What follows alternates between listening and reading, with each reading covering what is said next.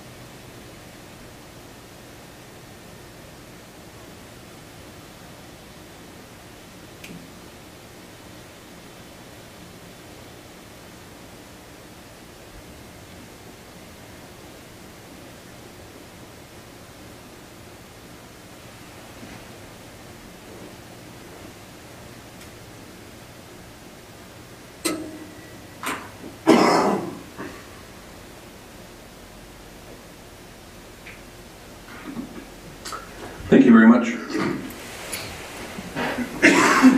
So it is now 5 o'clock, and I will call the Monday, April 23rd edition of our council meeting to order.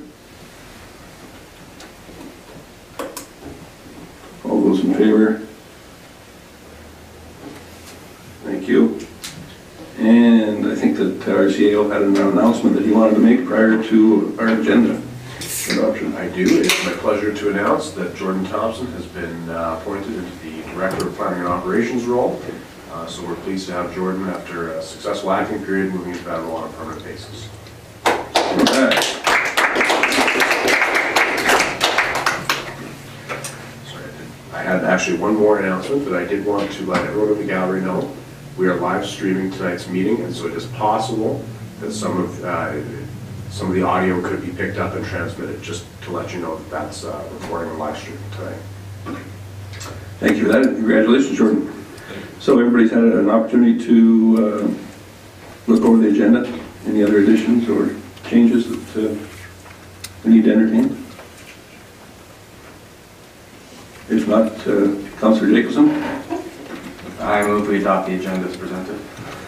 Thank you for that. All those in favor? Thank you.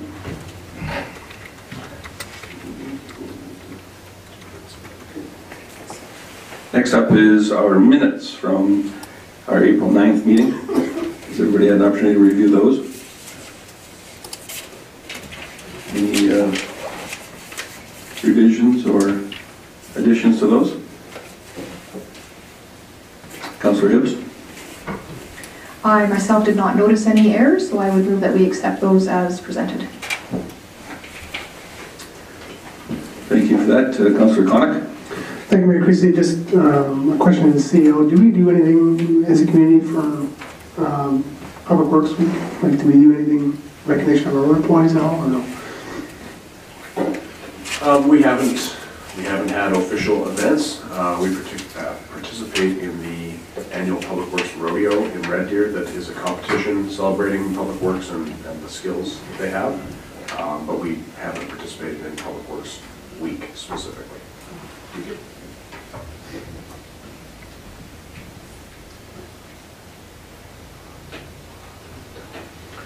Anybody have anything else on mailbox? Or I'm sorry, on minutes? If not, I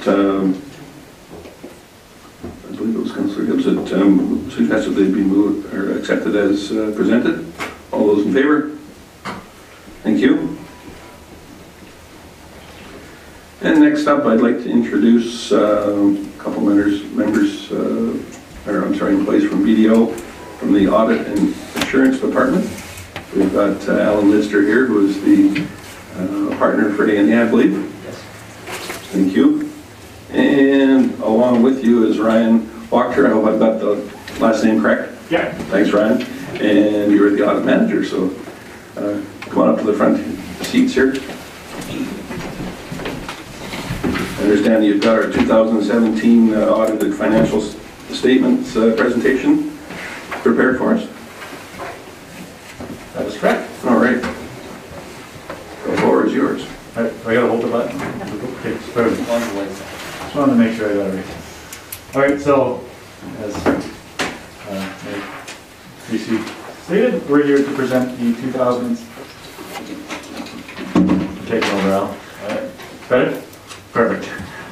The 2017 audited financial statements. So we'll just jump right into it. I'm gonna flip one more page there to the independent auditor's report. I'm thinking everybody's got a copy in the package, but one page back right on page 2. Hopefully everybody has it in front of them. So our independent auditor's report is going to be our report pending it's in draft. Okay, it's not up there, but I'll go over it. The audit report is our report on these financial statements. It's our one-page summary of our opinion on the financial statements. So we are prepared to issue a clean audit opinion on these financial statements. So our audit opinion would state that these financial statements present fairly in all material respects. So as part of auditing, we use a concept of materiality. What that is it's a number that we set, and what it essentially means is if something in the financials changed by this amount, equal to or less than that amount, you would still make the same decision based on the financial statements. They as a whole will lead you to the same choices to be made. So our materiality for this engagement was $600,000, which is based on 2% of revenue. The reason we use the concept of materiality is because we can't look at everything. It would not be possible to look at every single transaction throughout the year. We would have to be here all year. So does that make sense? And some nods, so I assume that's yeses. All right. If there are any questions, just jump in as we go on. So we'll flip down to the statement of financial positions. So this is the snapshot as at December 31st. What did the city have on their books? So the first one being cash. Cash was $10 million as at December 31st. Prior year was $8.5 million. So the city's up about $1.7 million in cash, largely due to two parts. The collection of last year's accounts receivable. So you'll see that 2 lines down. It was 12.4 last year. It's 4.4 this year. So last year the city was waiting for some grant funding to come in. A lot of it came in 2017. And there's just not as much outstanding at the end. So the accounts receivable, a little bit just of a timing thing of when the money essentially comes in. So that's one of the big parts. And the other part being that you also pay down some accounts payable. So even though you got $8 million in, you had to pay off a lot of vendors that were over the last year. So that's kind of the big jump in cash. The accounts receivable I kind of touched on. You were $12.4 million last year, 4.4 this year. That's tied directly to the capital grants that the city had applied for and related to the capital projects that were underway. So again, just a little bit of a timing thing on when those projects get going and when the grant money gets approved and recognized. As at the end of the year, there was $4.4 million going from various citizens, municipalities, with the largest usually being your capital grants. Looking down at the liabilities for the city, the first one being accounts payable, $6.7 million last year down to $3.2 million. Again, the decrease is just related to the timing of the capital projects that were underway. There's just a little bit more going on at the end of last year versus what's going on right at December 31st of this year. So again, just related to the timing of everything. The other 2 items in liabilities we wanted to touch on from our audit was deferred revenue. So we have $4 million of deferred revenue this year. Last year, $5.3 million. what the deferred revenue is largely made up of are grants that are received for future projects that haven't been spent. So the city has received this cash, it's received roughly $4 million of money for future projects that it'll have to spend. The last one is the long-term debt. You're $16 million at the end of December 31st, 2017, $13.6 million last year. So the city took out some debt to fund the capital last year. What that does is it leaves the city in a net debt position, similar to last year. Last year's was $4.6 million net debt. This year's 8.1. It seems like it's jumped a bunch, but a lot of that's related to just the long-term debt. There's $16 million long-term debt that's obviously all not payable within 1 year, but it kind of nets on these type of financial statements directly against your assets. So it's definitely a common thing when there's a lot of capital projects underway to have that net debt position, just because of the timing of, you got to pay for all your capital up front and you pay for your long-term debt over a longer period. The last thing on the statement of financial positions that will bring to your attention is your tangible capital assets. That's your actual physical assets of the city. Your $167 million is the book value of the assets. So I say book value in that what that is, it's the total cost of the assets less amortization. So amortization being you've slowly written those assets down over time under a systematic approach. It doesn't necessarily indicate their fair value, but it's kind of the best accounting estimate of those assets. I'll put one more page. Before you move on there, could you just briefly touch on note 2 for the taxes receivable? I see in there that we've had some significant increases from previous year. Sure. So for note 2, that's your taxes receivable. That's your property taxes that are outstanding. At the end of the year, there was still $550,000 related to the 2017 year that was outstanding. $200,000 was for property taxes prior to 2017. Really, with the taxes receivable, it's just a timing issue of when all those payments come in. It just seems like it was a little slower this year on the final collection of all those taxes receivable. From our end, there's not much else to comment on. And if we go to the next page and look at the revenue a bit, you'll see that the property tax revenue was up comparatively to last year, so they have a little bit more sitting in the receivable, will follow that trend as well. But it is just the timing of payments coming in. That's why it's jumped so much. So looking at the statement of operations, this statement shows you your January 1st to December 31st revenue and expenses. So the first one being your net municipal taxes, which we kind of touched on there. 13.7 million. It's 13.1 last year. The budget was 13.7, so it was right in line with the budget. As part of the audit, then usually what we'll do is we compare largely versus budget, a little bit to last year, but budget having a little bit more emphasis, just because that's what was expected to be spent. That's what was approved by, I believe it was the former council, but it was still approved by council to spend. So you'll see some big changes here, and the ones we kind of want to touch on are the government transfers there.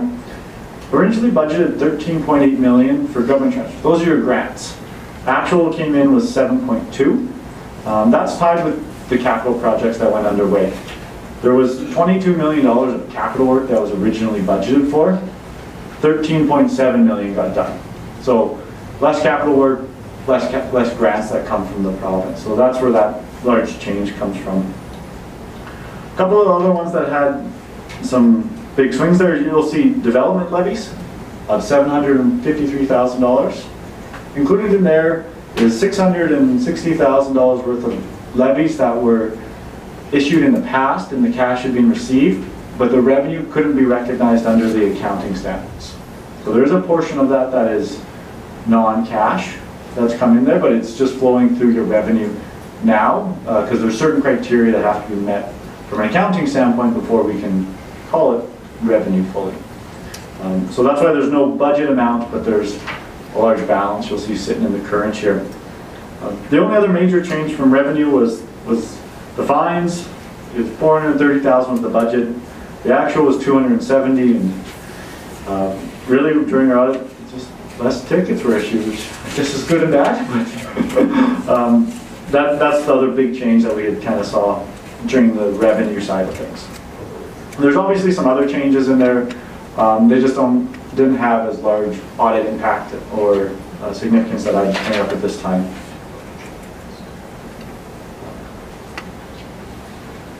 So moving down to your expenditures, you're looking at just a high level. 31.8 was the budgeted expenditures for the city. Came in at 31.1. So really quite comparable to budget, to what the city thought they were going to spend to what they actually spent. Really the only large change being in the water, wastewater, and waste management, which is just a little bit of the timing and the total water and wastewater services that were needed to be purchased by the city. From the expenses, I know there's a $700,000 change, but that was the only big one, was a little bit of more purchase from the water and wastewater commissions. All the other ones, from an audit standpoint, were just little changes here or there, which are expected. So what that does is it brings the city down to an excess of revenue over expenditures of $4.3 million on a $9.2 million budget. What does that mean, I guess, is the big thing. So I'm going to flip you all the way to page 24 and note 17 to talk about this. So it should be the budget note. So I kind of stated that the budgeted revenue over expenses was going to be $9.2 million. Obviously the city didn't pass a $9.2 million surplus budget. They had other things. So on the revenue of expenses doesn't account for certain things. It doesn't account for things like capital purchases, transfers to and from reserves, debt payments, or taking out of debt. So what this note does is it kind of shows you on a more apple-to-apple comparison. So I'll kind of just run you down it. So you get the budgeted excess of revenue expenses was 9.2, your actual was 4.3. Included in there was amortization of 5.8. So that's us writing down the assets slowly over time. It's going to be a non-cash item. For accounting purposes, sometimes we'll have loss or gains on sales of assets. That's just the difference between what we actually got for proceeds, what we had it on the books for. Like I said, we kind of just come up with an accounting estimate for it. Then there's other cash transactions that don't flow through revenue and expenses. So you'll see, initially the city was hoping to spend $22 million on tangible capital assets, spent $13.7 million. So your excess of revenue expenses was down, but so was your capital spending in the year. Long-term debt principal payments, paying off prior debts, and new debt. So the city planned to take out 8.5, actually took out 3.7. Again, that's tied to the capital work. We were initially thinking $22 million worth of capital, $13 million is what actually happened. So what that does is it kind of that bottom line, the council approved balance, shows it was a balanced budget to start the year. Because the way that the city budgets, it's more on a cash type of basis, and that it's accounting for these cash items such as new capital assets or taking out debt in part of its budget, but that doesn't flow through that statement of operations. So to compare kind of apples to apples, if you had a balanced budget, which was 0, the actual deficit this year was $2.1 million. That's made up of a $700,000 operating surplus and a $2.8 million capital deficit last year. Does that note kind of make sense to everybody? I know there's a lot there, and hoping it just ties in. But no questions on it, or if you want to think on it, I'll flip back and we'll finish our presentation, and then we can ask those. So I'm going to flip you back. Sorry, Ross, I'm going to make it go all the way back to page 5, the statement of cash flows.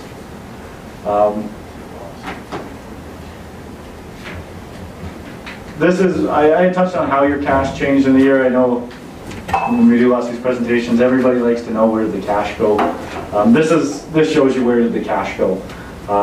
You have $4.3 million of revenue over expenses.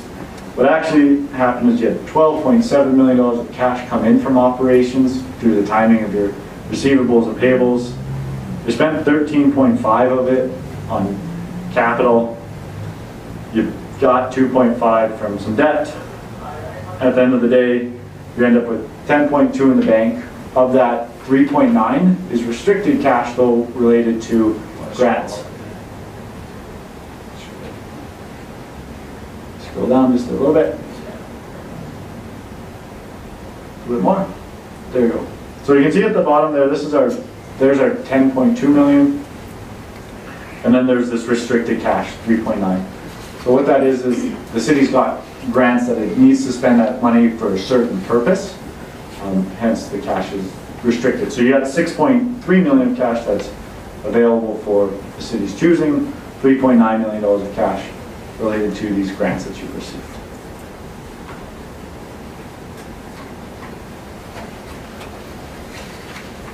I'm just gonna, so the following pages are the notes to the financial statements. So there's about 20 pages of those, and there's a lot of information in there. I'm just gonna touch on two of the notes that, from an audit, I think have the most relevance probably to the council here. So we'll flip to page 17, note 9, which is the accumulated surplus note.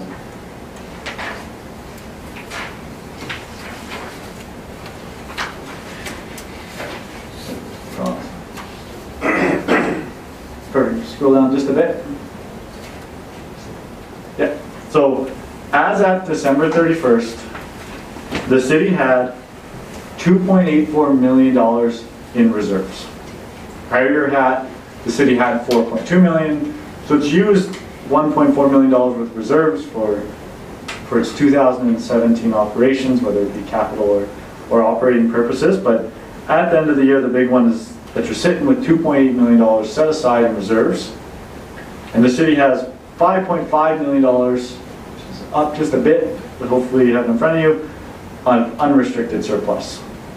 So this is your kind of net, I guess, equity, to use a private company kind of statement, that the city has.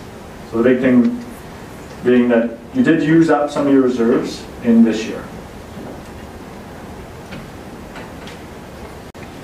I'll flip you just a couple more pages then to 23 to talk about the last note, and I'll stop talking. Note 15 is your debt limits. This kind of is the guidelines set out by municipal affairs on how much debt can the city have. So the city has debt right now of 16 million. It has a debt limit of 45 million. So the city is well under its debt limits, which is obviously a good sign. It has the ability to take on more debt should it need. It's technically allowed up to 45 million. The debt servicing limit is how much you can be paid each year. So the Municipal Government Act says that you could pay up to $7.3 million a year, still be on side. The city right now is paying 1.7 million. So I just wanted to bring that up anytime we talk about debt. This is kind of the gauge to see where you're at with that. And with that, I'd ask if anybody has any questions, concerns, or comments.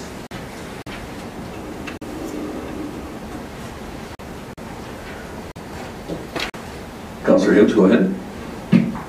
Thank you, Mayor Creasy. Just a quick question actually for administration. The actual auditor's report, we don't have it in our package, so I would appreciate if we could actually have that. So I do see that the table of contents somehow appears twice and the auditor's report is missing, so we'll certainly get that out to you in the actual report. Yes, yeah, we'll get that out. Yes, in the final. In the final report will be. Just a note for Mayor and Council benefit, this is a late day update, so if you reload your agenda packages, you'll see the latest version of this draft that you see here. It was updated twice today. So,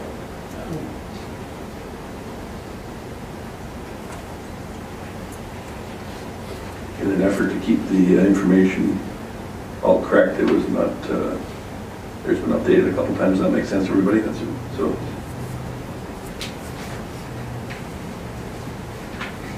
You're getting off the hook pretty easy here. I guess so. I was hoping for, I like the questions, but I guess.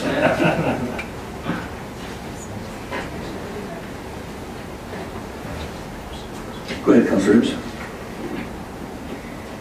Thank you, Mayor Creasy. I wasn't sure if I should ask this question later, but might as well ask it now, and then you can just tell me to maybe ask our in-house special later. But so it's in regards to, let's see, what would this be? One of the notes? Yeah, it would be note 4. It's in employee benefit obligations. It's about the accrued sick leave. So I see that we have a fairly sizable accrued sick leave. What is the sort of common practice, I guess, so that I'm not so sure, again, if this is a proper question for you, you know, in regards to sick leave. I know in Alberta that it's not a standard thing, it's whether you have contract or not contract, et cetera, so I just would be interested in your thoughts on that. Sure. Yeah, we have a number of municipalities, and we've kind of seen a bunch of different approaches, whether some have sick leave that they let them vest and it carries forward and they can carry 180 days sitting there. Some have short-term disability policies that kick in right away, which create lower balances, similar to what the city has with their policies in place.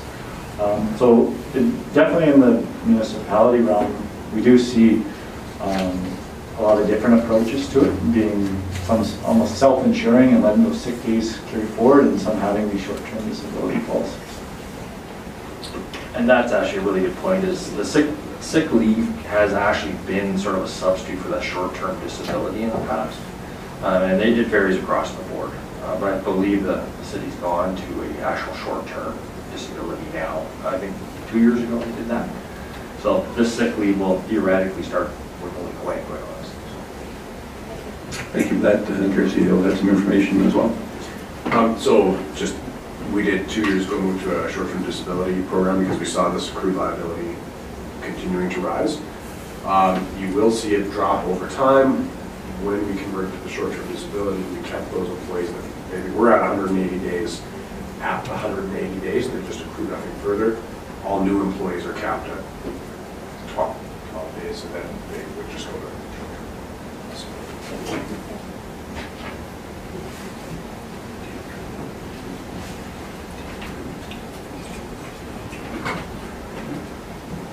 So no other questions for our auditors? We appreciate you taking the time to be here with us. Thank you for that. Thanks for having us. I want to thank Justin, obviously, for all his hard work this year as well. I mean, he's did lots of work, obviously, probably changed it. So we thank him for that too. Great, thank you.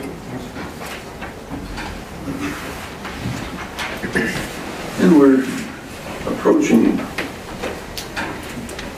5:30, perhaps a couple minutes early. We can have Director Thompson go into our bylaw 400.13 for us, please.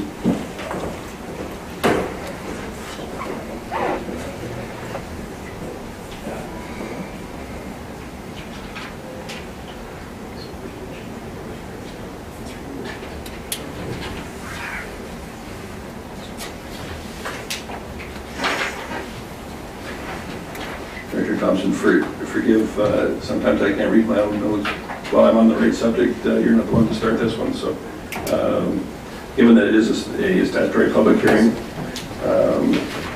I'm going to declare it as such, and want everybody to know this hearing is held pursuant to section 7(8)230 to 6006-692 of the Municipal Government Act 2000 as amended. And if I could have our legislative coordinator confirm the purpose of the hearing, please. Thank you, Mayor Creasy.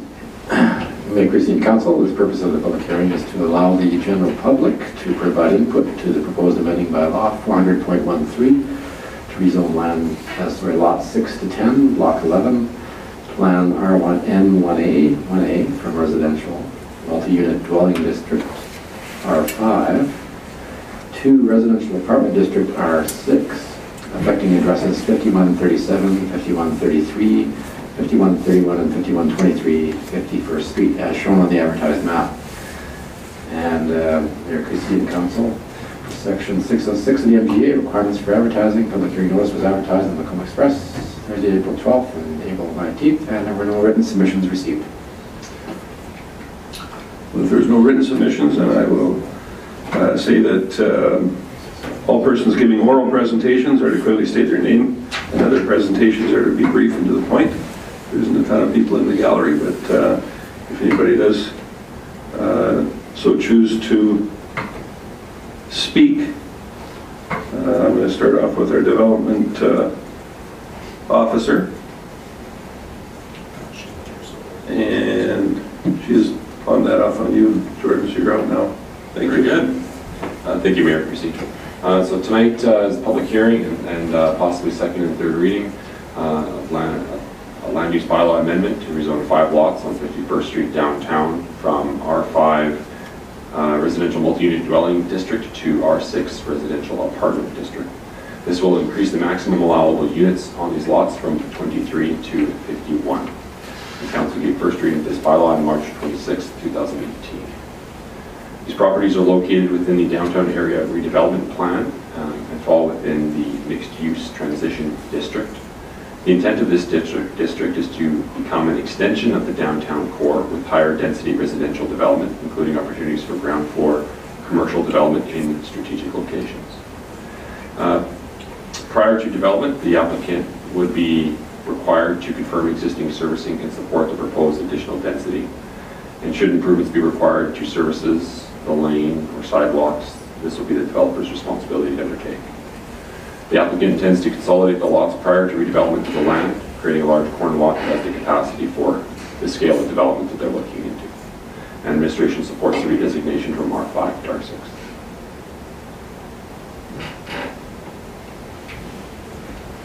Thanks for that, Director Thompson. So, any of those wishing to speak in favor can do so now. I see a lot of people jumping up. And if there is no one that wishes to speak in favor of this, and anyone that chooses to speak in opposition can do so now.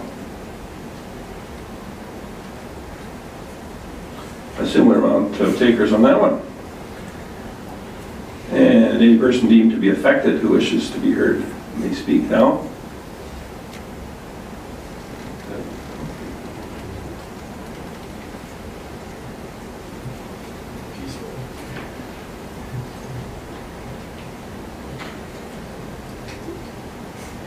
So that's the world's shortest public hearing that we're going to have.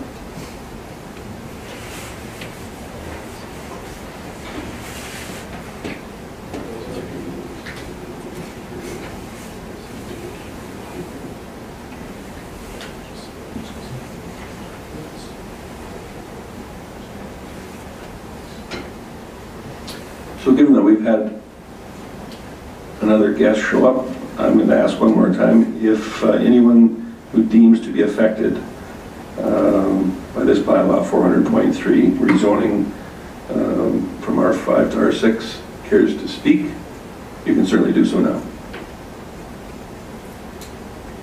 I haven't heard what has happened. We'd like to have that from R5 to R6. Okay. Would you care to speak to the hearing? Or are you just here out of... I would like to hear. Okay. Right now I'm calling for those that wish to speak, and you're certainly entitled to do so if you would choose to. Okay?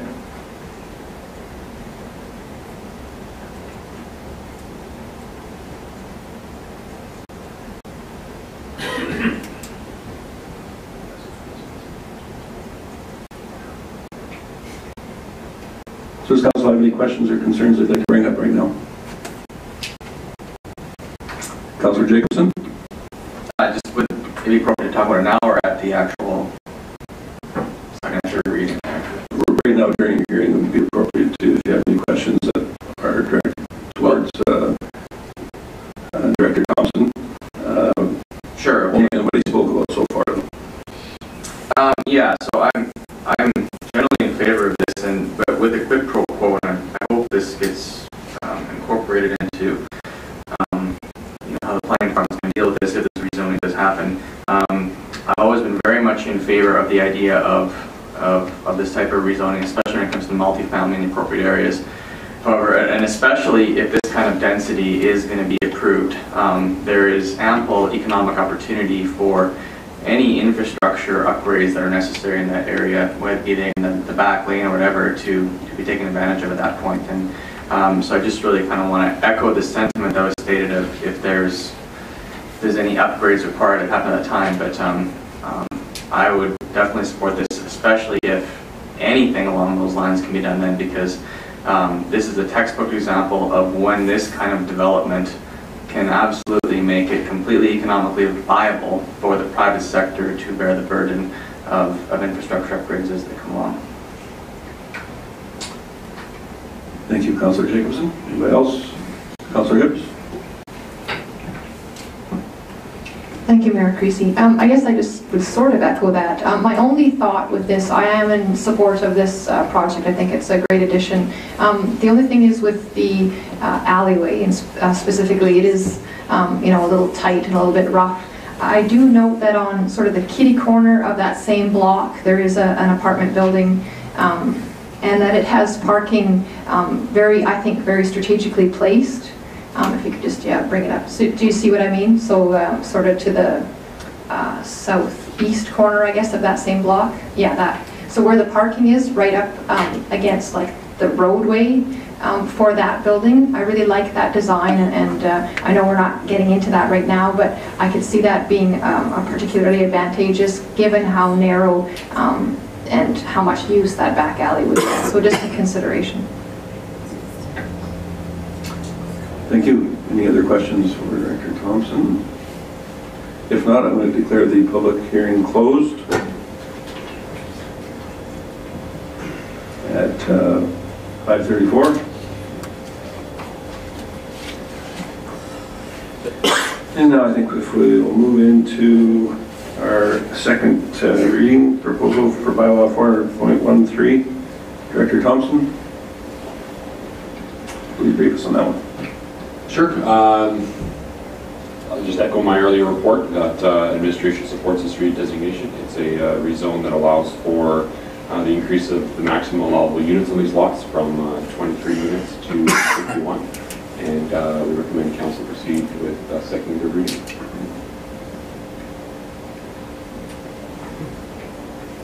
Councillor Connick.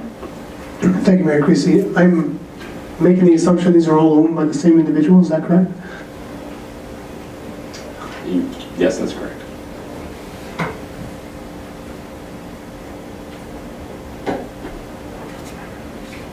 Councillor Hibbs. Thank you, Mayor Creasy. I think this is relatively straightforward, so I would then there go for it.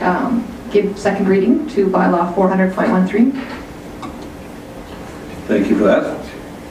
Anybody have any additional comments prior to the vote?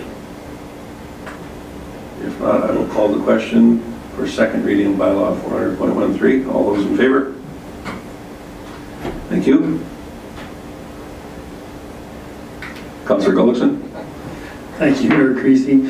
I move that council give third reading to bylaw 400.13.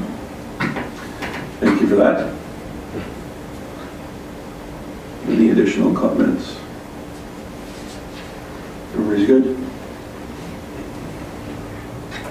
All those in favor of third reading for bylaw 400.13? Unanimous, thank you.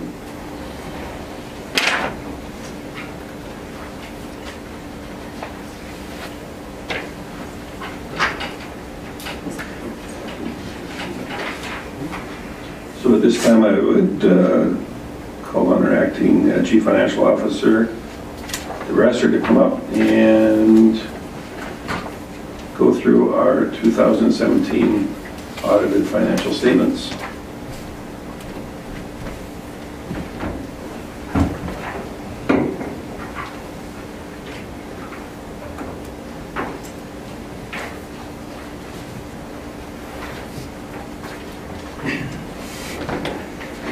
Thank you, Mayor and Council. So before you have the 2017 audited financial statements. We'll go from the top again. Just joking. I'll give you the summary of kind of it echoes the fourth quarter financials that we did present a month ago, I think. So I'll address some of the questions that that come up just briefly. The capital projects, we underfunded or underspent basically. The majority of that was for the West Area servicing. That was slated in the 2017 capital budget. It is a carryover for the 2018, so that was a large number of why the capital budget didn't get spent. So yeah, the new debt borrowing that hit the books in 2017 was for the provincial building as well as the police station. Yeah, contributed assets, the auditors actually flipped over that one. There was no contributed assets this year. Previous years, it was around $3 million worth of contributed assets. They are the assets that get turned over to the city from developers upon completion of the developments. So as stated in our previous fourth quarter financials, the surplus was around the $697,000, and that will be addressed in a later memo as well. I can touch on the tax revenue lagging, the receivables. We have found that the 2016 receivables have increased actually doubled. We are in the process of putting people on tax agreement to recoup that money, and they are registered on the tax arrears list as per the MGA. So we are working diligent with the people that are on that list to recoup those taxes in a timely manner. So. The auditors touched on our debt limit. We're sitting around 36% of our limit. I predict over the next couple of years, as our revenue increases from the wastewater revenue that we have to collect, our debt limit shall increase over the next couple of years as well, but that's all dependent on the grants and all that as well. It's kind of backing out the grants revenue from our total revenue as a city, and that's how the debt limit's calculated there. So. Yeah, we did see a $2.98 million increase over 2016 levels, and that was offset by the borrowing that we did this year as well. So what we're looking for tonight is that the council approve the 2017 audited financial statements as presented. So I'll open up to any questions. Thank you for that. Any additional financially related questions this time?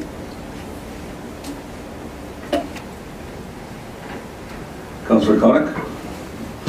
Thank you, Mayor Creasy. I would so move that the council approve the 2017 audited financial statements as presented. Thank you for that, Councillor Connick. And if we're all good on questions, then I will ask the question. All those in favor of the approval of the 2017 audited financial statements? Thank you. And a good subject is the surplus allocation, if you care to go through that one as well. Thank you, Mayor. Council, before you have, as a result of our 2017 audit, we have a $697,000 surplus. Of that surplus, just under $400,000 is utility funded, which by policy has to be reverted back to the utility that produced the surplus. The remainder of the $297,000 was tax supported operations. You'll see in the attachments the correspondence from the Lacombe Police Service, or the Commission. They've requested that the unused fundings from 2017, the amount of $192,963, be transferred back to the police reserve. And the remainder was $104,910, was the remainder of the tax supported operations. $318,000 of the total surplus was from the water utility. A couple of drivers of that. In 2015 the utility broke even, and 2016 created a small surplus there. So what we found with the new water meters, our billing's getting more accurate, and we are seeing that the water loss, the unaccounted water that we're buying off Red Deer reducing. So we will be looking at the budgeted numbers coming into next year. About the water that we do purchase off the Water Commission. So a couple of drivers there that produce the surplus. On the wastewater, $130,000 surplus. A couple of things, we delayed the borrowing for the lagoon covers. That saved some interest cost and principal cost, as well as there was a large amount for lagoon additives that we didn't spend. So that was the produce, the $130,000 there. On the solid waste, we ran a deficit of just under $50,000. We're finding some challenges there that we're hopefully going to be reviewing this year with the commercial side of things as well.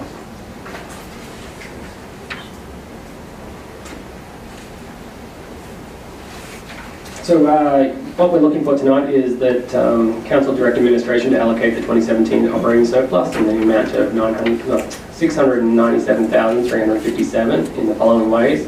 General Capital Reserve, $104,909. Lacombe Police Reserve, $192,963. The Water System Reserve in the amount of $318,734. The Wastewater System Reserve, $130,741. And further to that, the Council directs administration to pay $130,741 to the outstanding loan under bylaw 427 for the lagoon covers. And the Council approved the funding from the Solid Waste Reserve in the amount of $49,991 to cover the deficit for the solid waste utility. I'll open up for any questions. Thank you for that. Go ahead, Councillor Jacobson. Just a question, well, a couple of things. First with nomenclature, when you say the tax-supported surplus, so that means that the surplus is being generated from activities that are supported by property tax, is that what that means? Or? Yeah, so we've got 3 utility supported. So if you think of utility supported, the water, wastewater and solid waste, with those 3 accounts in particular, we have to generate enough revenue to cover all our expenses. Anything outside those 3 is tax supported, so that's where the remainder of the surplus came from, the variety of business units outside those 3. That makes sense. Okay, so when you said tax, it doesn't necessarily mean that the revenue is coming from taxation. Yeah, it does. It does? Yeah. Because I was under the understanding that the police revenue, or the police surplus, which was actually $356,000, was generated in its entirety by other activities that they're undertaking to supplement that. In a sense, yes.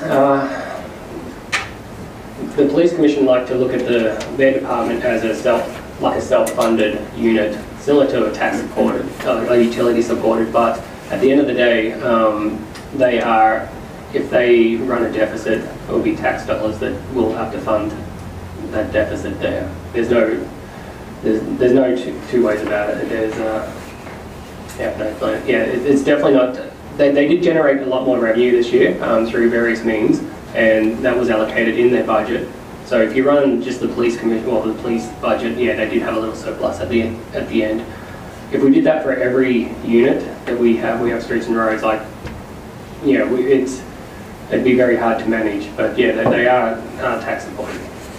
And I'm not arguing with any of the allocations here. My point is that I think it was brought up a couple months ago that clarity on transfers to police reserves is probably an issue that needs to get clarified, because there is some gray area with that, I think. So it's nice that we all seem to all agree on this now, but I can foresee issues with this down the road if these types of surplus are going to keep on getting run. So I would just like to reiterate my support for getting that issue clarified, perhaps even legislatively.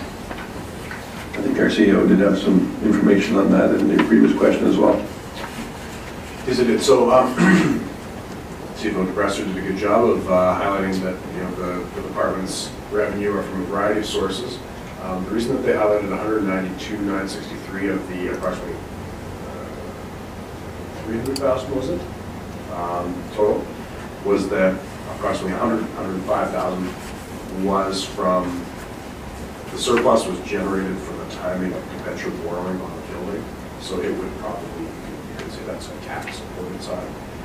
In terms of the surplus, some sort of policy around the surplus, we have talked to the local police commission about that. They are currently working on drafting a recommendation that they're going to give to me, what they would like to see, followed by which I'll bring it to council for some consideration.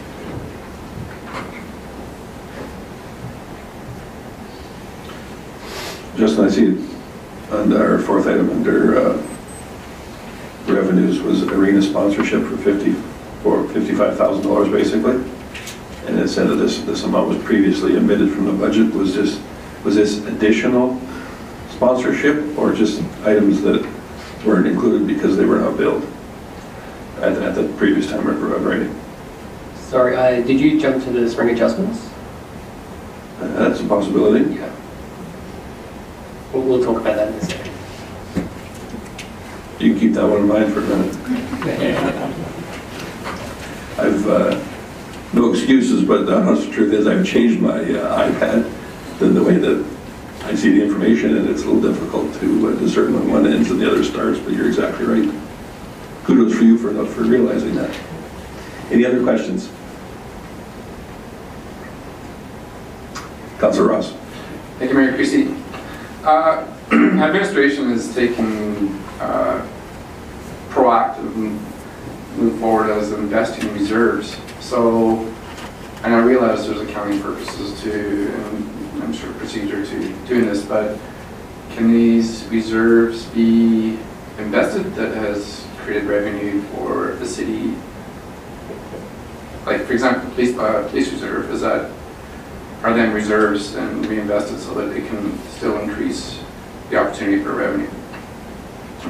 So we certainly are actively managing the city's cash holdings. I think right now they're 8 million that we are actively managing and investing to try to maximize that,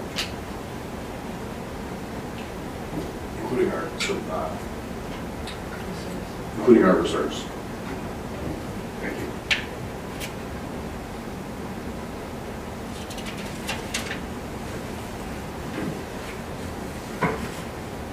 Councillor Hibbs. Thank you, Mayor Creasy. I do have a question about the portion of the recommendation that talks about the outstanding loan, the bylaw 427, paying $130,000 on that. Can you expand on that just a little bit? Just because that kind of happened a little bit before our time, so just sort of, walk us through what that looks like and why that is the recommendation. For sure. Bylaw, I think it was, what was it, 427 was for the purpose of lagoon covers. Lagoon covers we took out through Service Credit Union on a variable rate loan in anticipation that we may have excess funds to pay it off sooner rather than later.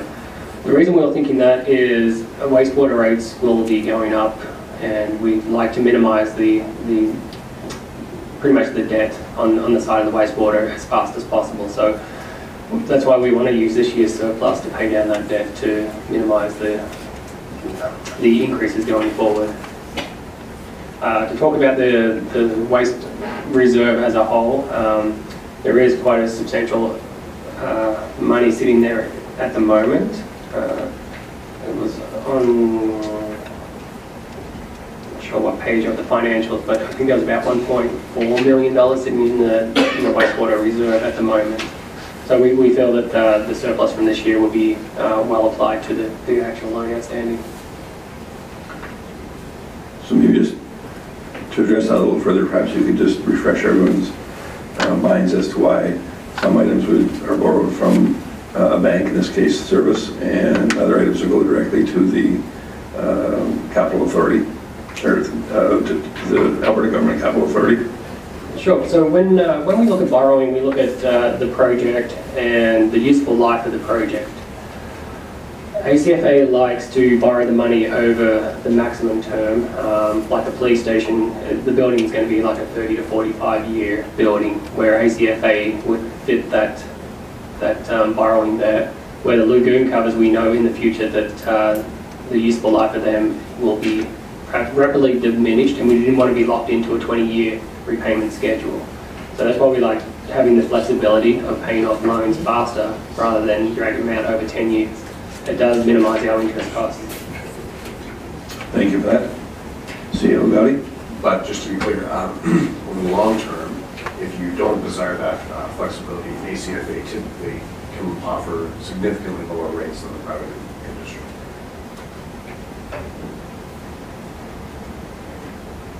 Councillor Hibbs? full of good questions today. Thank you, Mayor Creasy. So just so I fully understand, what the recommendation is to put money into the reserve, but then also turn around and take money back out to pay the 130. Is that correct? Very good. Thank you.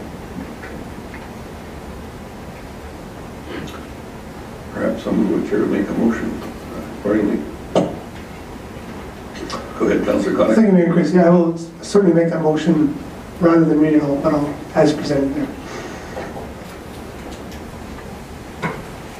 So on the allocation for the 2017 operating surplus on those four items there is the first portion. Is everybody clear with that? Any additional concerns, comments, questions? If not, I'll call the question. All those in favor? Everyone, thank you.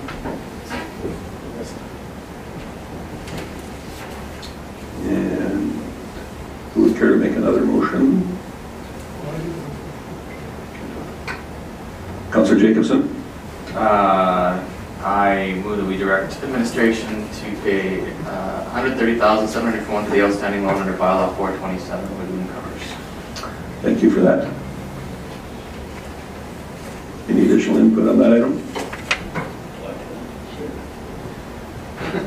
Councillor Ross, go ahead.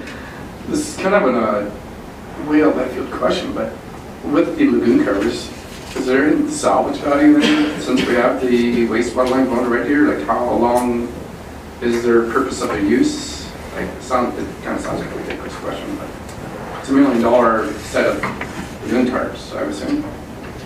Yeah, so we are working with the supplier right now and our contractors for the regional sewer project to see what residual value, if any, there is with that. We're not expecting a lot of residual value.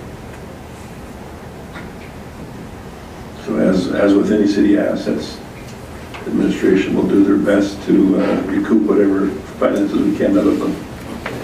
But realistically, don't be expecting a lot. And who moved that one? Second one, Councillor Jacobson. All those in favor? Thank you. Councillor Hibbs. Thank you, Mayor Creasy. I'll go ahead and move that last motion there, that council approve funding from the solid waste reserve in the amount of $49,991 to cover the deficit of the solid waste utility. I think we had touched on it. Thank you for that. I think we had touched on it briefly. The administration will be bringing forward a package for our consideration later on the year regarding the solid waste. So we'll have some additional items to go over and hopefully address some of the concerns with the way things have been going there, financially especially. Actually, we're producing a briefing note right now for the two council members that are on that committee to try to start that discussion. Perfect.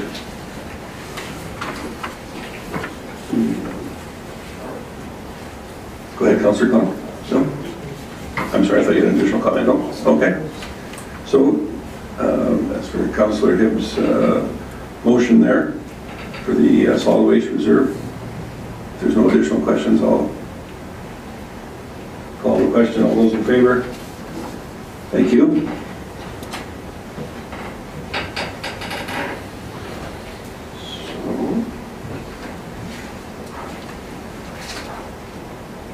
Our acting CFO, you can go into the question that I had on for the 2018 budget adjustments.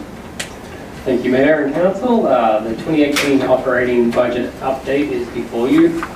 We generally bring out everything that we know before the property tax rate bylaw goes for first and second reading. So at your December meeting, you approved the budget for the 2018 operating budget.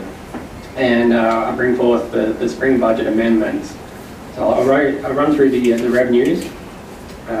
There's $51,000 in MSI funding. This is the MSI operating grant that we get every year, in just around $94,000. There was a carryover project from 2017, and this is the remainder of the grant money getting allocated out to projects within the city. The school requisitions, the school and foundation requisitions, we went up $184,000. There's offsetting revenue through the property tax rate bylaw that we collect that and remit that to the private school, the Catholic school and the public school system.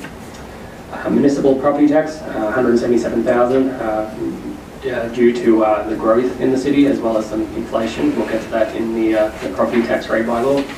Arena sponsorship for $54,000. We actually billed in January 1st. We've got outstanding contracts with various vendors, and that was admitted from the budget in 2018. We've actually billed that revenue for this year, and we've included it in the spring agreements here. And the regional sewer management contract revenue of $264,000 there for a total revenue increase of $733,000. On the expense side of things, as listed, the tax-supported requisitions, $184,000 there. Management contract for the regional wastewater, just around the $264,000. We did some analysis on our insurance premiums, and we found a savings there of $35,000.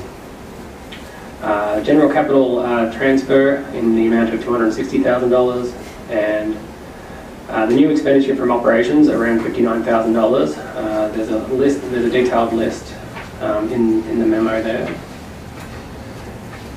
I'll go through them just quickly. $29,000 cost will be utilised by the MSI grants as mentioned above. They include fire panel upgrades, city hall flooring, salary survey, and emergency repairs to the curling club roof that we've encountered. $2,500 for additional funding for the Christmas party. We found that there's increased numbers, and this increase will help us reflect the cost of hosting that. $5,100 new funding for the boiler officers for uniforms. There was $4,500 from the City Bucks program. This is a program that allows city employees to purchase city branded goods. That was previously missed in the previous budget. And then there's some offsetting the expenses for the sponsorship professional services that was undertaken there.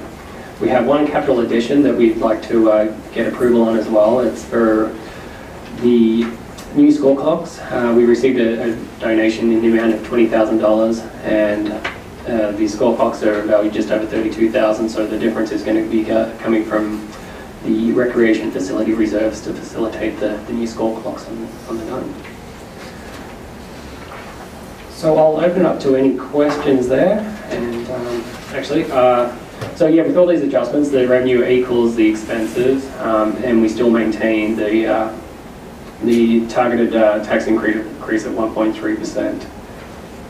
Yeah, I'll open up for any questions there. Thanks for that, Justin. Just one correction under the 5 items under revenues for issue analysis. We've got regional sewer manager contract.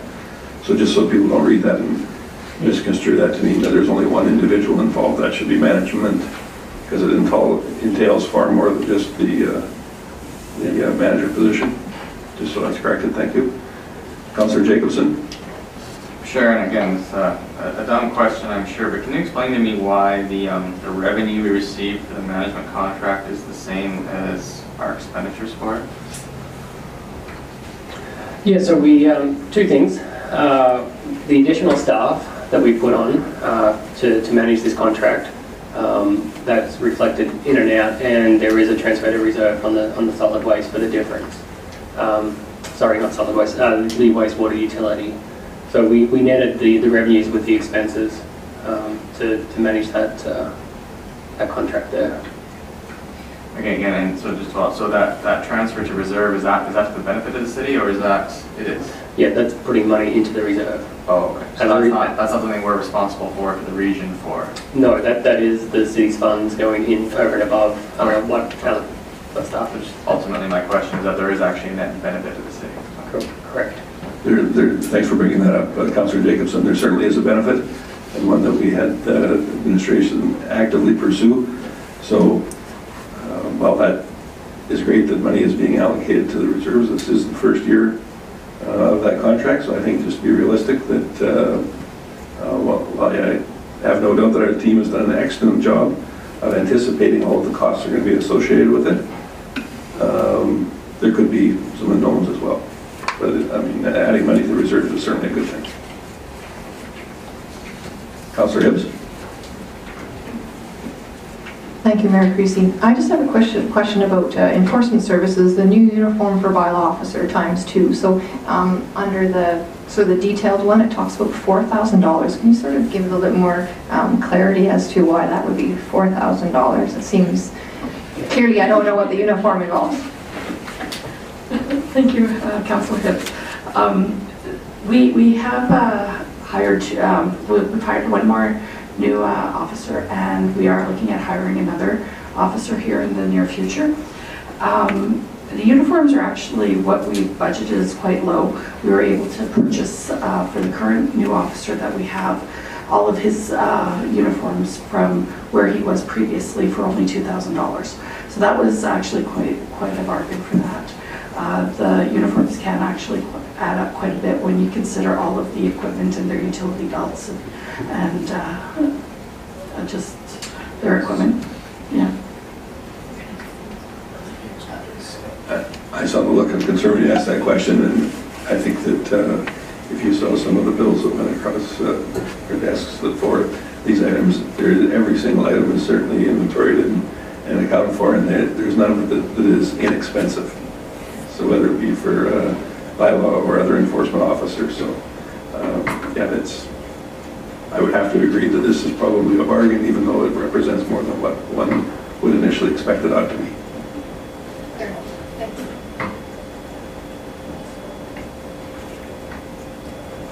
Councillor Ross? Thank you, Mayor Creasy. Sorry, I was just a little confused. What's our goal for total members of bylaw enforcement, 2 or 3? 2? Oh, thank you.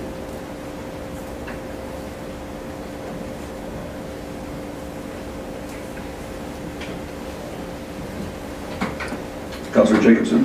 So I move that council approve the amendments to the 2018 operating budget as presented and approve a tax rate increase of 1.3%. Thank you for that.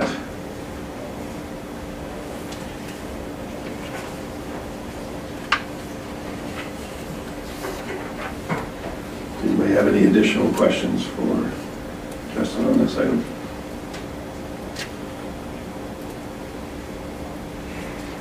Councillor Hibbs.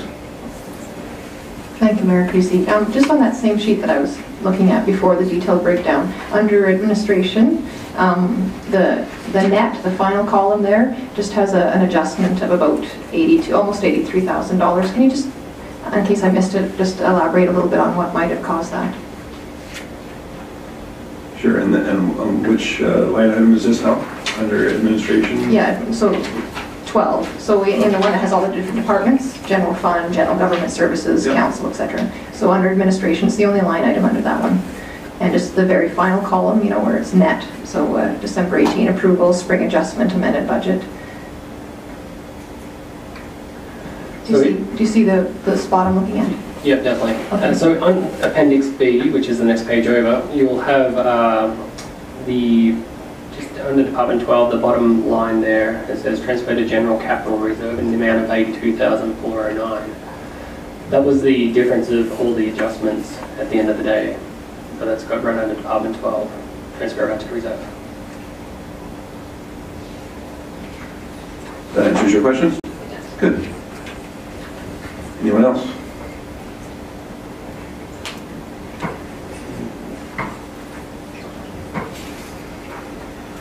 I'll call the question then to Councillor Jacobson's motion. All those in favor? Thank you.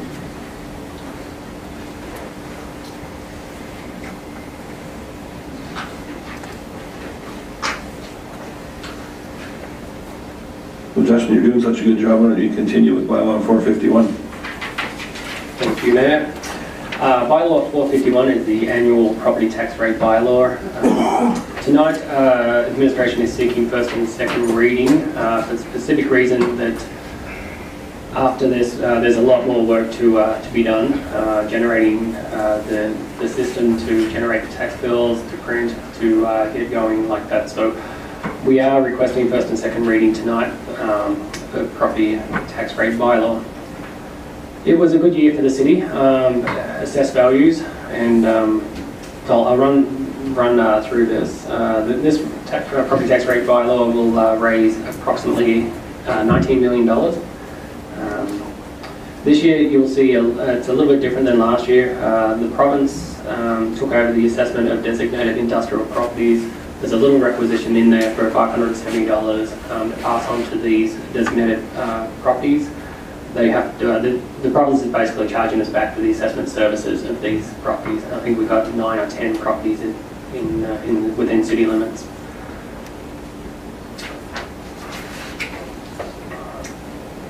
So the tax roll got handed over in December from our property assessors, and they actually reflect market prices of July 1st.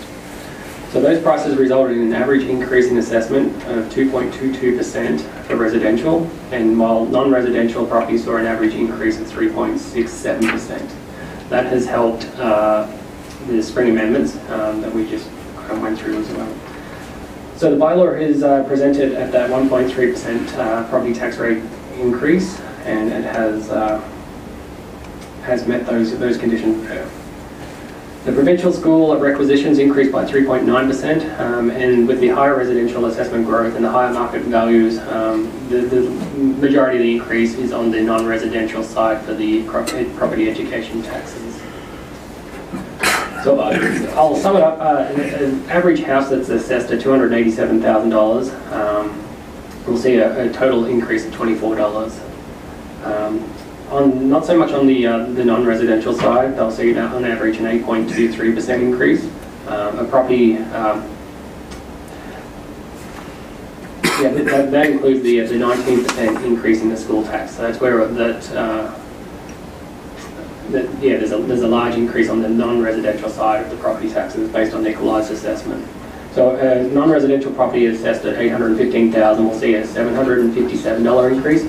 But $470 of that increase is just for the school taxes. So the municipal side of the non-residential did not go up that great. So in the tables, 2A, 2B, and 2C in this memo kind of outlines the shift increase in our tax base here. I'll just, table 1 has the residential growth. We budget around 0.44%. Well, growth is new properties coming on to the tax roll. The actual growth this year was just over 2% at 2.04%. And the bigger increase was the actual market increase. And this is the inflation. This is the assessed values basically at July 1st, 2017. The residential market increased 2.22%, and we budgeted 1.21% previously. The non-residential market increase had an average of 3.99%.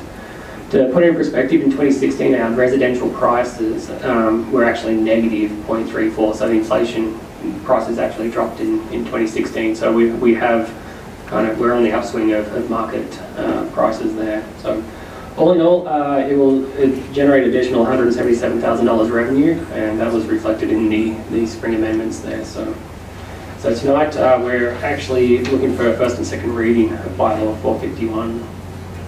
I'll open up to any questions.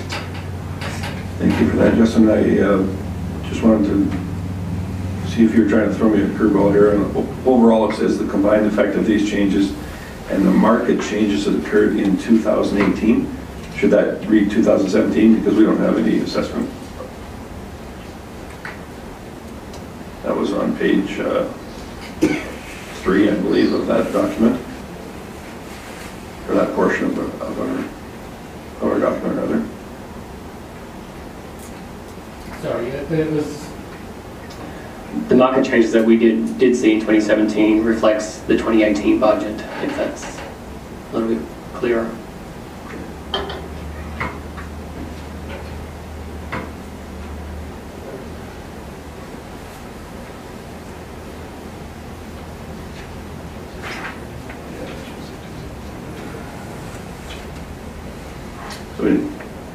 Councillor Ross? Thank you, Mayor Creasy. I'll make a motion that council give first reading to bylaw 451.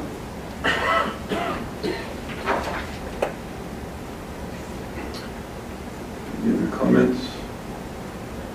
If not, I'll call the question. All those in favor? Thank you.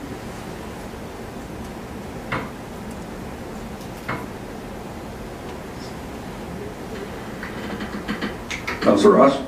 I will move the council give second reading to bylaw 451. Thank you.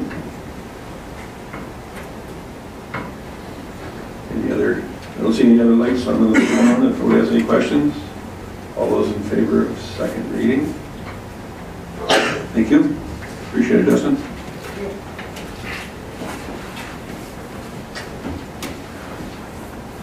And now we'll move into bylaw 400.14. Director Thompson could walk us through that rezoning in Metcalf Ridge.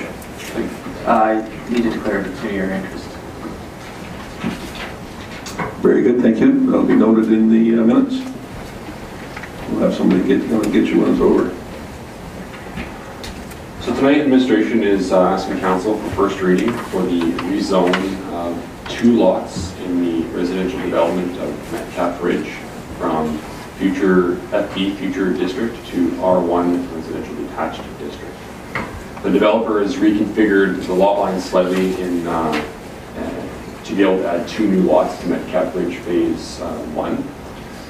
These lots are not currently included in the current development agreement for Metcalf Ridge Phase 1, so administration will be proceeding with an amendment to that development agreement to capture offset levies and endeavor to assist costs associated with these new lots. Developers indicated the lots have been pre-serviced already in anticipation of this rezone approval, but administration has no concerns with the rezoning of these 2 new lots nor their creation, and is recommending council give first reading to the rezoning of the lot.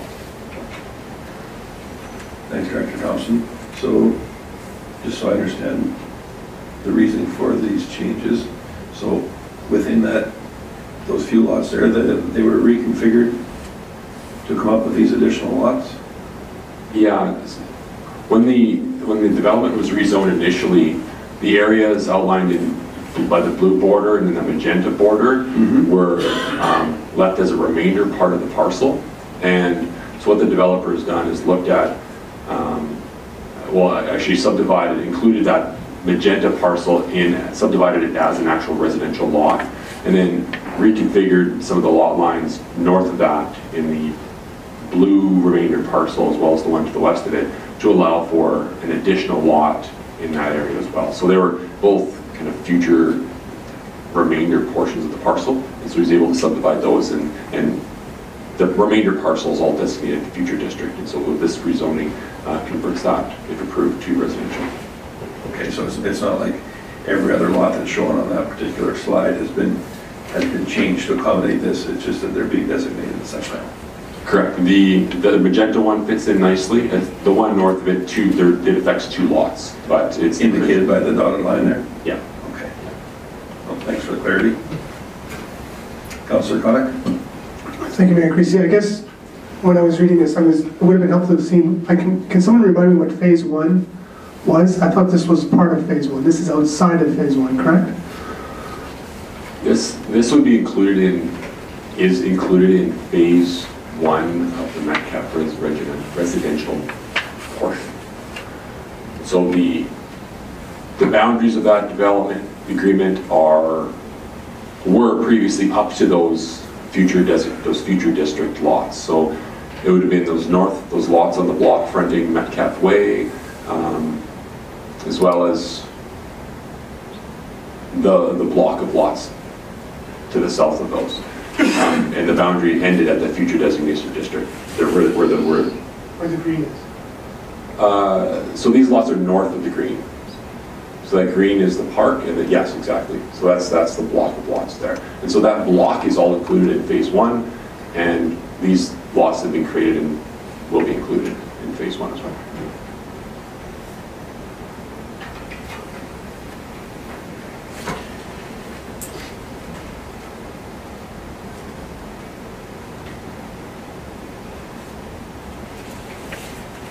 No additional questions?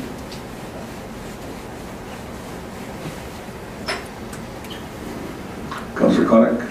Thank you, Mayor Creasy. I also move that council give first reading of bylaw 400.14 for the rezoning of lot 1, block 4 plan as presented. I'm not going to read through this. Thank you for that. If there's no additional comments, then I'll call the question. All those in favor? Yes. Thank you. Barb, while you're up, would you mind... Actually, sorry, Barb, just 1 second. Hold on here.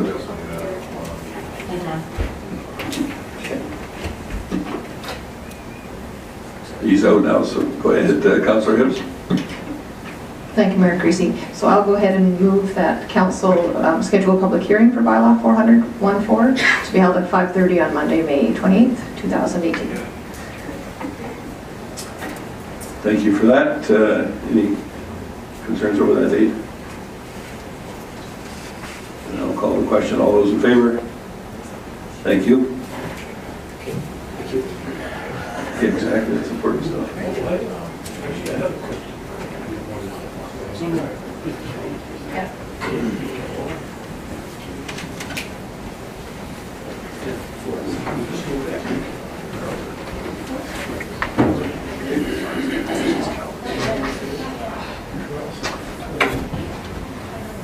Thanks, Councillor Jacobson.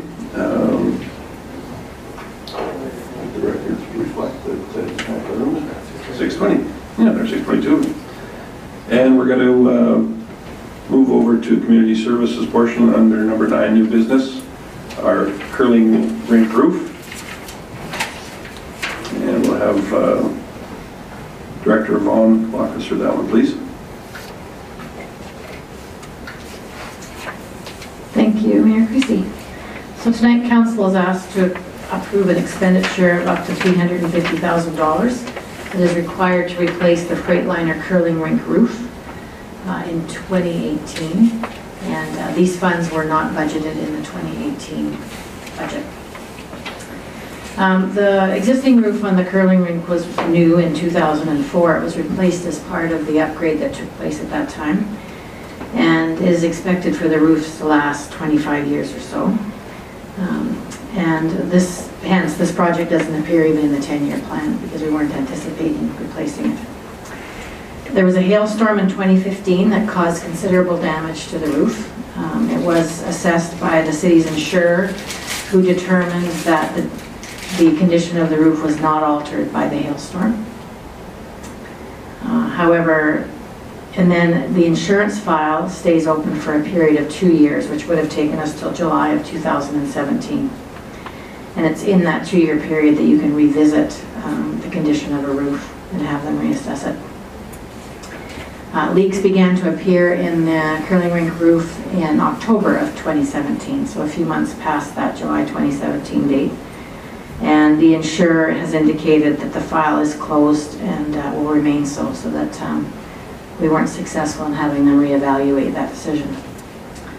So just a bit of history, the leak started in October of 2017, and at that time the city staff were able to silicone the leaks. What happens is hail hits the roof and causes divots, and while it might not penetrate or break through the roof membrane at that time, water will sit there, whether it's from rainfall or snow on the roof. This is a flat roof. And over time, that will weaken those divots and ultimately it will leak. And the roofing company that we consulted indicated that that process can be a 2 to 3 year process beyond the date of the hailstorm. So there was some leaks that were temporarily patched in October of 2017. And then in February of 18, more leaks appeared, which again were siliconed. And then in March 18, there was significant leaking that was occurring over the ice sheet area in the facility. And based on the degree of the leaking and the risk to the internal infrastructure of the building and the fact that a bond spill was underway, we hired a roofing company to augment the city staff to get all the snow off the roof and stop the leaking and then do some further silicone patching. But of course, this history is showing us that leaving the roof in its current condition is going to make the building subject to further damage in terms of water leakage, whether it's from rain or snowstorms. And so we are wanting to replace the roof in 2018. Now, of course, we have an estimate or a quote for the cost of this, and it is $350,000. But should council approve this, we would be going out to RFP, and of course, it's at that time when we get more refined budget costs, and our hope would certainly be that it would be within the $350,000. As I indicated, this is not budgeted in the 2018 capital budget or operating budgets, and so we would propose that if council approves it, that the funds would be drawn against either the general capital reserve, or we would combine this work with borrowing that remains available within the borrowing bylaw for the most recent renovation to the sports complex, or we could establish a new borrowing bylaw, or we could use advanced MSI capital, which would cause us to go back and revisit the 10-year plan as to where those MSI funds had been allocated previously. This work was not considered as part of the renovation to the arena sportsplex because this work would not have been within the scope of that particular project. And I would be happy to take any questions. Thank you for that, Director Vaughn. So I'll ask the obvious one. All negotiations with the insurance company are over. We've exhausted everything we can with them. We've discussed it with them, and it has not been forthcoming. I don't know if there's other measures that we could take. Councilor Jacobson?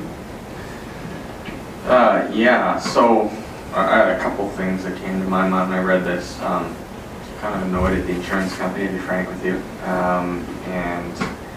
But that being said, do we have, on the side note, do we have a list of any other buildings that have had hail damage over the last 2 years that perhaps even operationally, to your point, we should be taking a look at those to make sure we're not missing the window for any of these things in the future? Because this is a pretty big hit we're going to have to absorb here, and it's just a shame that we didn't catch that. But again, like I said, we're subject to a lot of heavy hail around here every now and again, and perhaps maybe that should be added to our asset management plan. Just take a look at that. Yeah, so that was the one thing I was just going to ask about that. So I'm not sure that it would have fixed the problem we're in today, I guess, but certainly since this, we have formalized our insurance process, and so we would have follow-ups to make sure, and auxiliary inspections on something of this size, just to make sure that we are comfortable with the recommendations we're getting from the company's insurers. But certainly it won't help us here. It may importantly. So I guess in addition to that, do we have other city buildings that have a similar type of roof as the structure does? I'm not sure if we have a similar type of roof, but we did have additional inspections done of our roofs that were not covered by insurance, just to check this. The insurance company did cover a lot of damage, extensive damage from the hailstorm, including the roof at the arena itself, which was well into its useful life, and they replaced that with a roof at their cost. So overall, we're actually quite pleased with how the insurance covered us during that particular hailstorm. This actual specific roof, really like that. I'll just add that the insurance company also recouped some costs to the city for the daycare building that was redeveloped. We paid some portion of our premium paid for coverage there, and when that building was demolished, we did recoup some costs from those premiums as well. So we have received some, I guess, unexpected revenues in the past from changing assets in that way.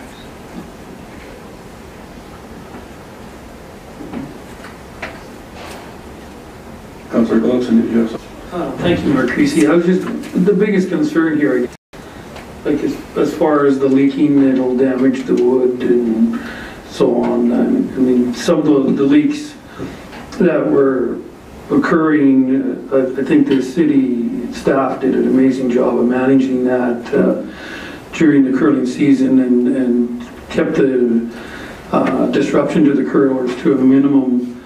But I think the biggest concern is the roof itself. Is that not correct? That is correct. The concern is ongoing degradation of the existing infrastructure. So wet insulation, there was beadboard inside the facility that would have water damage. And given this pattern that these things are leaking over time, it's like it doesn't all happen at once. You can't fix it all at once. We feel quite confident that it's probably going to happen again. And this patching that we do is not turning out to be a solution that would prevent water getting into the building. Thanks for that, Director Vaughn. Judging by some of the invoicing that's coming through City Hall, I would suggest that this issue is not going to go away, and that I strongly consider, or that we should strongly consider taking care of this sooner as opposed to later. So, Councillor Ross. Thank you, Mayor Creasy. Purpose of information, but I'm assuming that some of the rest of the facility, being the arena and the swimming pool, received damage from the last hailstorm. So it really makes no sense that other buildings, the entire city had insurance claims. And it doesn't make no sense that this curling rink didn't get one as well. We're obviously in a position, this is a must-do project to keep the facility up, but I'm just kind of throwing this out. What's the county going to say when we go for the percentage of what the county may perceive? Because they could say the same question is, it makes no sense why there's so much hail damage to all the other, not only city facilities, but the whole city, and not an insurance claim to that roof. So I could see them doubting our management to them say, why should we give up the percentage that they would contribute? So that's my concern, because it's, and no disrespect to our staff and so forth, but that's a question that you're going to get. I think that's realistic, and I think we'll leave it up to our administration to answer any questions that the county may have, and leave it up to their good judgment to participate as they see fit. We've had a pretty good relationship with them in the past, and I think when it's presented in a realistic manner, that they will do what they can. So, go ahead. Sorry, further comment. Is there, to move forward with this, but is there a later recourse legally to put the responsibility on the adjuster, even though we're outside of the 2-year time period? You can certainly direct us to pursue that option. I have never seen that successful with any insurance claim like that. They're once they have done their review and signed off on the determination of damage, it's very difficult to get them to make a change. Sorry to further back to your comment. So did the city sign off that we agreed that there's no damage, that the roof is satisfactory, or? So we certainly would have signed off that they had done their inspections and this was the damage that they had found on our various facilities. To say that we went and did our own inspection, I'm not sure if we went out there and did our own inspection. We did, Calvin's nodding that we did, but the damage would have been readily apparent at that time. It's a spiral damage to the actual roofing membrane that Director Vaughn pointed out. It shows up after some time of water sitting there and pre-stop. So it certainly was missed, but I think you'd have a very difficult time trying to get this decision overturned.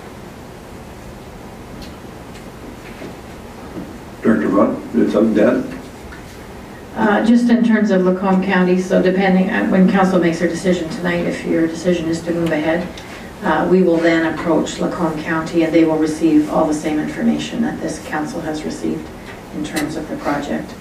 And we would be making that request to them immediately upon this council deciding to move ahead. Councillor Ross, you had something else as well?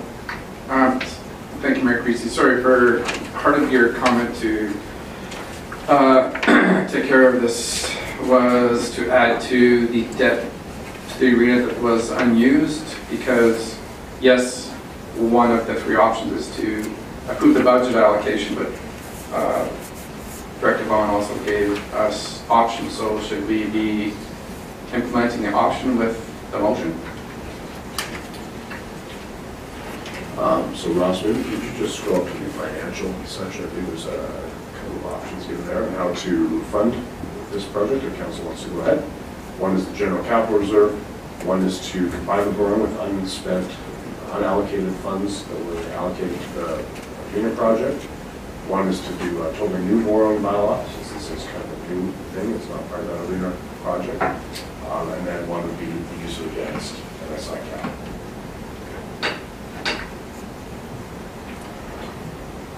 So among all of those choices, or we could leave it to administration to handle, we just allocate the funds directly towards that cause.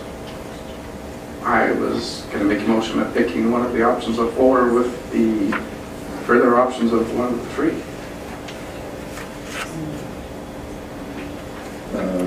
Do you not think it would be advisable to at least get the allocation in general out of the way first and then worry about the specifics? Whatever makes more sense. What? Go ahead if you feel like. Pardon me, scroll up. I would like to make a motion that council approve the budget allocation of $350,000 to facilitate the replacement of the curling rink roof in 2018, amending to number 2, combining this work with available borrowing for the East Side Arena expansion.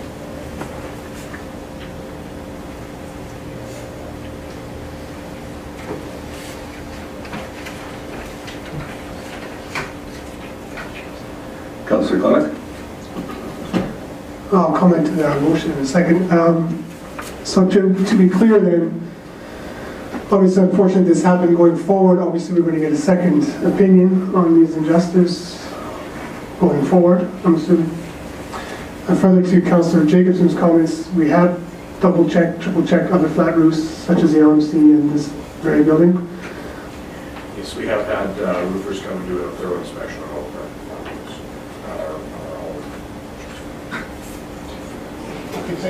Thank you for that. As to Councillor Ross's motion, so we have available borrowing, or we have to borrow more within that bylaw? I would just as soon use available MSI capital from next year than borrow more money. So there is available borrowing under that bylaw, or you can use the MSI advanced contributors. Councillor Jacobson? Maybe this is just reflective of my own ignorance of the issue so far, but frankly, I'd like to see first a report on how much the county's willing to participate, and then perhaps a bit more of an administrative breakdown as to the benefits and disadvantages of each one of those 4 options before I commit to any one of those 4. Okay. And so I have a difficult time with this motion because it's tying that number 2 to it. I'm not completely familiar with which one of those 4 I prefer yet, because I still like to see a breakdown of what administration would recommend on that. Okay. Send this? Yeah. Councillor Ryan, did something else to add? Or did I not see your? Or no? Sorry. I was just going to clarify, if the county was to cost share, traditionally, based on traditional formulas, it would be about $108,000. But as you say, we wouldn't be aware of that decision until this decision is made and then we go to them. So we would be able to come back at a future date with a closer number in terms of whether there was any other cost sharing, or we would have quotes from an RFP too. And sorry, maybe to be clear, in this type of scenario, is it normal for council to direct how it's to be funded, or is that typically an administrative decision? So it is normal that council would direct how it is to be funded. What is odd here is that this is an unbudgeted expense, and so what's being presented to you today is just sort of like a litmus test to make sure that there is some support for us to go ahead with an RFP and get some actual prices, and then we'll come back to you with a memo. We'll say, here's the actual prices, here's what the county is or is not willing to pay, and here's the options for funding it with a recommendation of how to fund it. This is more just saying, do you want us to continue pursuing this $350,000 thing for 2018, or do you want to wait until 2019? Councillor Hughes? Thank you, Mayor Creasy. So I'd like to us to flex our parliamentary procedure muscle, and I would like to propose an amendment to the motion that's on the floor currently, and that we step back from deciding on what source of funding, but just ask that administration bring us back some alternatives and the pros and cons to those. So that would be my amendment. Is that clear what it would be? Thank you for that. It is to me. Councillor Ross is the mover. Would you entertain such an amendment? I accept that. That's simpler. So I just thought the process would move faster if you had more direction. So I don't appreciate that. Thank you.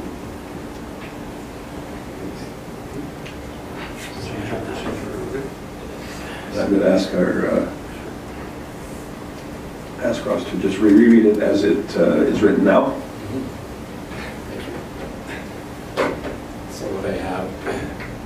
What I have, Mayor and Council, is the Council approved the budget allocation of $350,000 to facilitate the replacement of the Kearney Creek roof in 2018, and that administration bring back some funding alternatives for consideration. Was that what you intended, Councillor Hibbs? Okay, we're going to vote on the amendment first. All those in favor of the motion as it reads now? None opposed? Thank you for that. So, any comments on the motion as it stands now? Councillor Ross?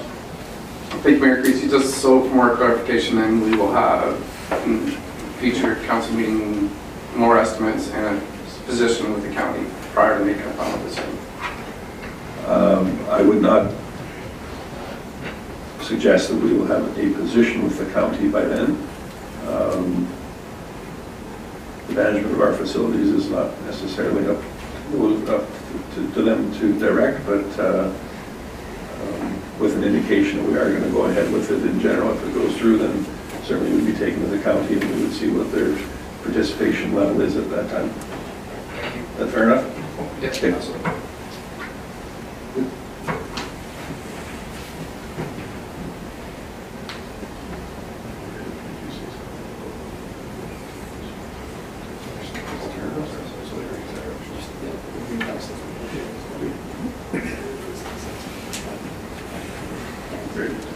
So, very good. Just in the interest of clarity, because it reads different than what's on our notes right there, I'm going to have Ross read it back one more time so everybody's clear, okay? So the council approved the budget allocation of $350,000 to facilitate the replacement of the Kearney Creek roof in 2018, and asked the administration to bring back some funding alternatives. Everybody's all good with that? All those in favor? Thank you.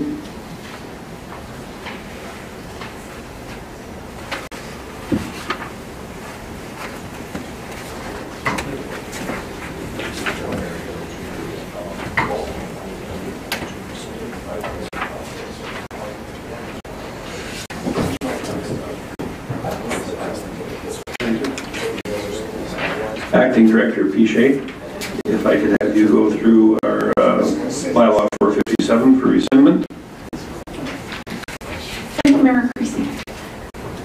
So bylaw 457 is the repeal of inactive bylaws number 5. It's received first reading on April 9th. Just for a reminder, seeing we've gone through a few of these bylaws for rescindment are to ensure that inoperative, obsolete, expired, spent, or otherwise ineffective bylaws or amendments are officially repealed.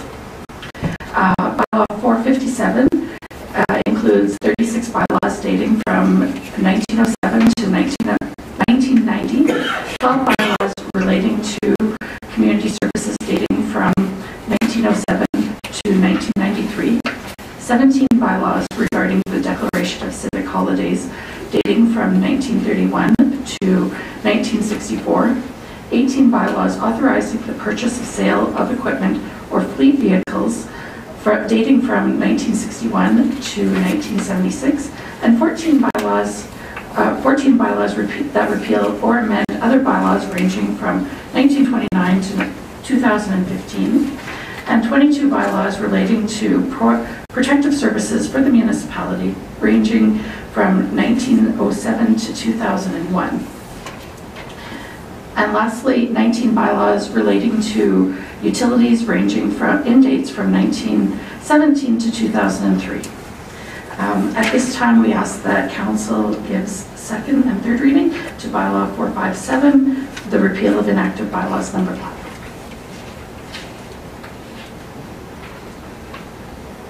C.N. O'Goody? So I have sent around copies, not copies, the actual older bylaws that we have of those, and then a book with some copies of them.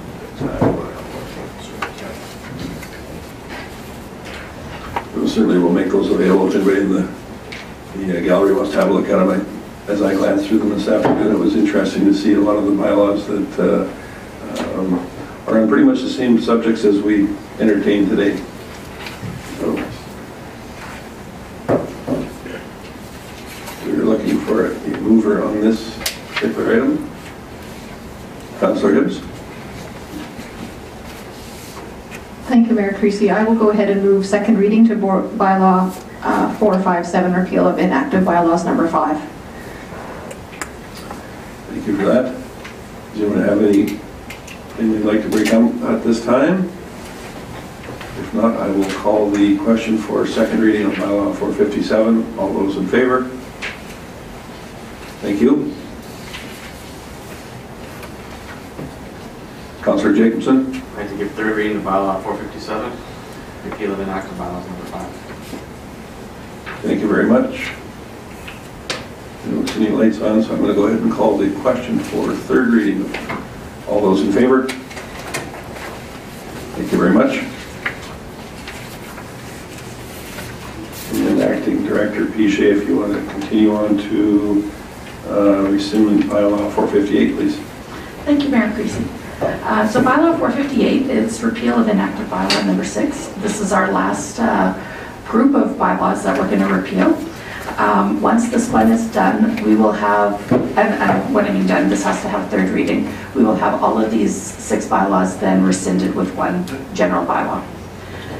So what this bylaw 455 includes is 213 land use amendments and 23 miscellaneous bylaws relating to planning and development functions of the municipality that are ineffective due to their age or the nature of the bylaw.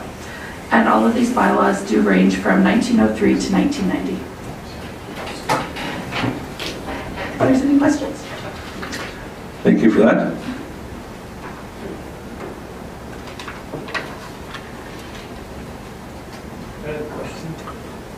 Go ahead, and Councillor Gullickson. After reading some of these from 1903, I kind of like them. No jostling on the streets, and it's no person shall lead, drive, or ride any horse or cattle, or any other vehicles or team or any beast or burden along any sidewalk. So I think they're valid.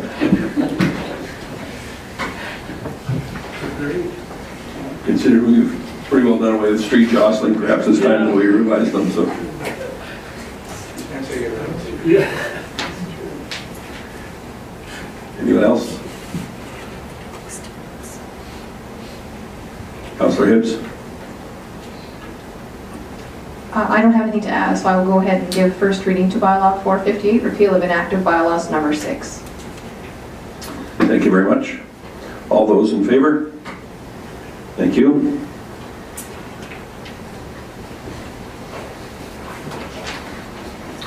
I'm just going to take a second here and just go through and make sure we haven't missed anything.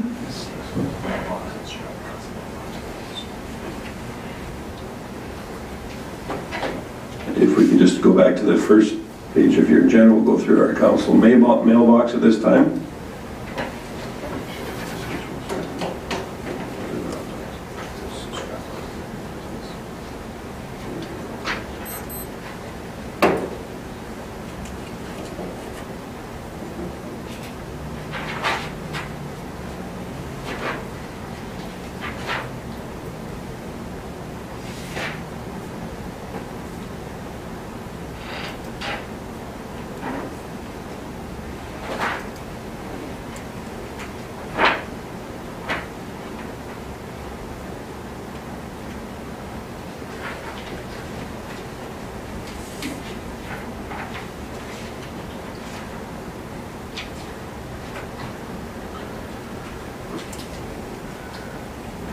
So everybody had a chance to go through the mailbox items?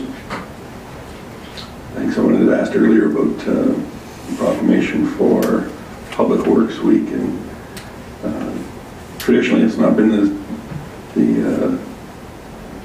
within the city's program to do proclamations. We are approached, I don't know if I'd say on a daily basis, but certainly on a weekly basis for some pretty far-reaching proclamations. So I don't know if it's really something that we necessarily need to, or would like to entertain at this time, unless I'm mistaken. But,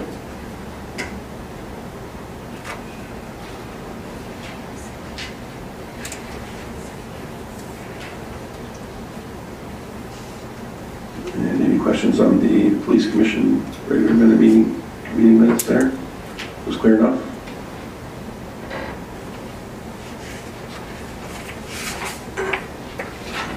Councillor Connick? I would so move that we accept non-council mailbox information. Thank you very much for that. Councillor Hibbs? Thank you, Mayor Creasy. I appreciate the motion, but I'm not quite finished with the mailbox. So there is a letter in there as well that I would like to have comment on, if that's possible. Absolutely. Great. So there was a letter as part of the mailbox from a resident, and they are here present, and it was to do with the Broncos. I do wish to make some comment on that, and I know it's probably widely shared, but I'm just going to take this opportunity to go ahead. So of course we know what happened there. It's been a while now. It was quite a tragedy, but you know, that was more than just that one team. In that case, it was a WHL team, and it was a terrible tragedy, but events like that are certainly a risk and a fear among many sporting families. Here in this community, for example, you could easily switch out hockey and replace that with ringette or any school sport, frankly, for that matter. So it hits many people here at home very personally, and you saw that when there was the Jersey Day. You could go around town, you could go to the school, you could come here to City Hall, and you saw a lot of people wearing their jerseys, and that was fantastic. Another initiative that got you know, people sort of saying out loud with their actions maybe what their words weren't able to say is you know, that putting the sticks out by your front entrance. You also saw that around town a lot, and that you know, that's pretty awesome. Another I think wonderful thing that happened is organ donation registrations are way up. I think I saw an article today that said 400% increase in registrations. You know, and that's pretty fantastic.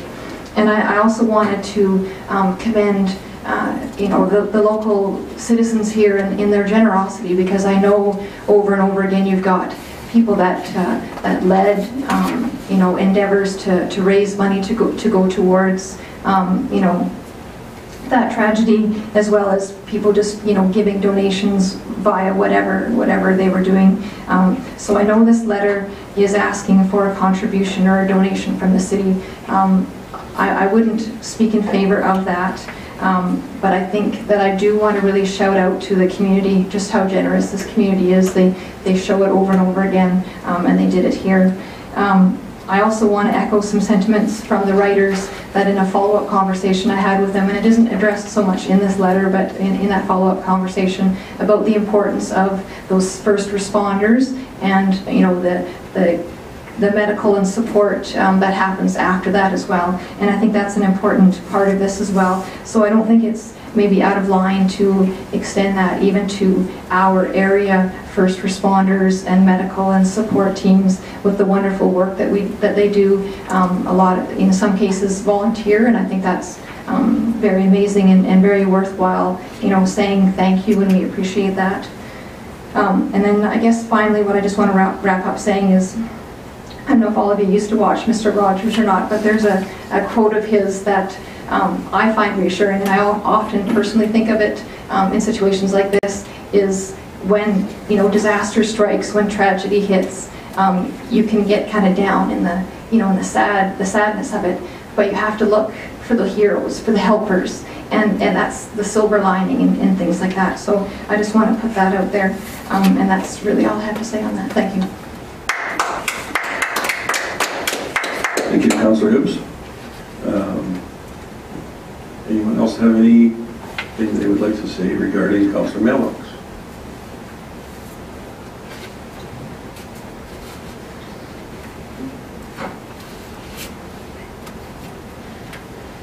If not, then I believe it was Councillor Connick that made the motion to accept Council Mailbox. And I'll call the question. All those in favor? Thank you. So now we can move on to one other item under new business, under Council and Legislative for our 2018 to 2022 strategic plan. And if I could ask C.A. Gowdy to walk us through that item. Right, I think perhaps a rare error by Ross, actually, because I think it's old business, not new business, but I'm sure he'll tell me why I'm wrong. Unfinished. So we do still have the first draft there before you. We haven't created a second draft for your review or anything yet. We were still planning on doing it on the 14th, but we wanted to give you another chance to discuss it because you did have some boards on it and some public consultation at the Coffee with Council. And so we just wanted to make sure that if there was any further direction that you feel is essential for the incorporation of this document, that we'd love to have that now as we go into the process of creating a second draft.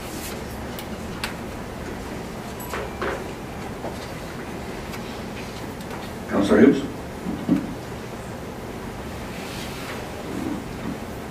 Thank you, Mayor Creasy. So I did have a couple of things in sort of in response to feedback that I was receiving during Coffee with Council specifically. So I kind of want to bring your attention to 5.2.3, and I just have to pull it up here as well, so I should have had it prepared. 5.2.3. So healthy retail, yeah, it's on page 20 of the draft. So strategy A is in blue, which means that is a high priority. Is that correct? I would like to suggest that we remove that as being a high priority, and I say that because I would like to actually replace a different high priority in its place, and that's 5.2.1.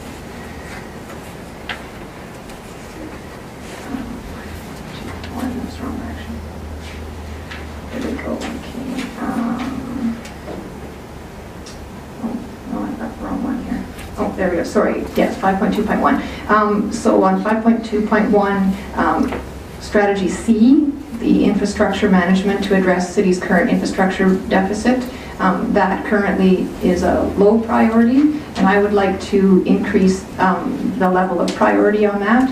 And I say that because there's been a lot of conversation, just both in public, and then also I received a hefty amount of feedback on the state of our roads, in particular, potholes, whatnot. Now I realize that it's a bad year for that, but when you're coming up with a plan, an infrastructure management plan, that's going to take some time. I'd like that to get done sooner rather than later, because I would imagine that will take a while. So I put it out there to my colleagues here on council that we consider moving that up the priority list.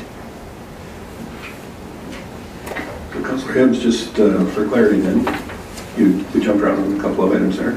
So you're only referring with respect to 5.2.1 to adjust the item C, you would like to see moved up in priority?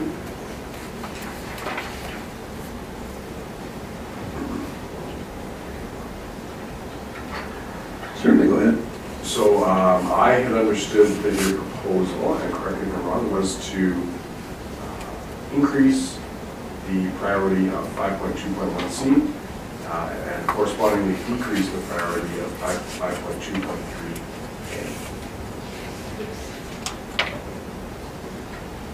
Yes, that would be the total, what I'm requesting. I actually have another one as well, but those ones are tied together, so we'll just leave that. And I'm sorry, the rationale for reducing one and increasing the other is just you can only have so many priorities, so that is why I'm suggesting.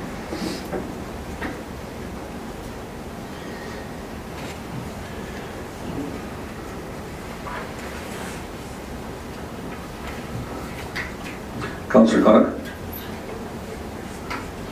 Thank you, Mayor Creasy. Just for my own clarification, and how many, when we have gone over this, I may just forgotten, but how many high priorities per sustainability pillar can there be? It's hard to give an exact number because it kind of depends which part of the organization it's in, but we do have 9 high priority items highlighted right now, which are the items highlighted in blue. I think there is actually a couple of pillars where we have more than one, and there may be a pillar where there isn't a high priority. For example, the sustainability pillar of environment under 5.3.1, there is no high priority item. Councillor Gullickson? Yeah, just some clarification on C then, when it says complete infrastructure management to address the city's current infrastructure deficit. Infrastructure isn't just roads, of course, it's everything. Are we, by putting that into a higher priority, I mean, we're talking pretty big area there, right? I mean, it's not just road. Perhaps our CEO will talk that. I took that to mean our asset management portion, not necessarily the physical items themselves, so perhaps you can speak to that.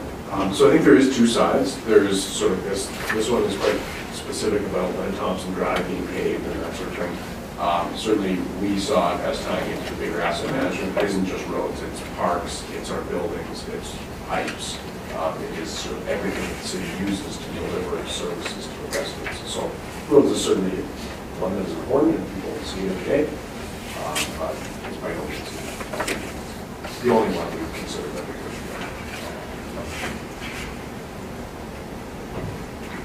could. So under this circumstance, if we were looking at, in this case, specifically roads, could we identify that as being a higher priority than some of the other infrastructure? So we haven't created a rollout plan yet, but our asset management program is certainly comprehensive. I think if we were to see this issue bumped up, what I would take that to be is that the roads are one of the first things we would look at, which is kind of our plan anyway, because we have some of our best data on roads, and that let the exploration of some method to pave Len Thompson Drive, and I think it's 55th Avenue, be explored in the nearer term, that wouldn't wait until asset management was complete, for example, because that could be years. But that's something that we looked at soon. Councillor Connick. Thank you, Mayor Creasy. So while I support Councillor Hibbs' suggestion in part, I still, as being a former business owner, I think we need to do a better job. And there's a lot of hue and cry about how we need to attract more business to this community, which is fair.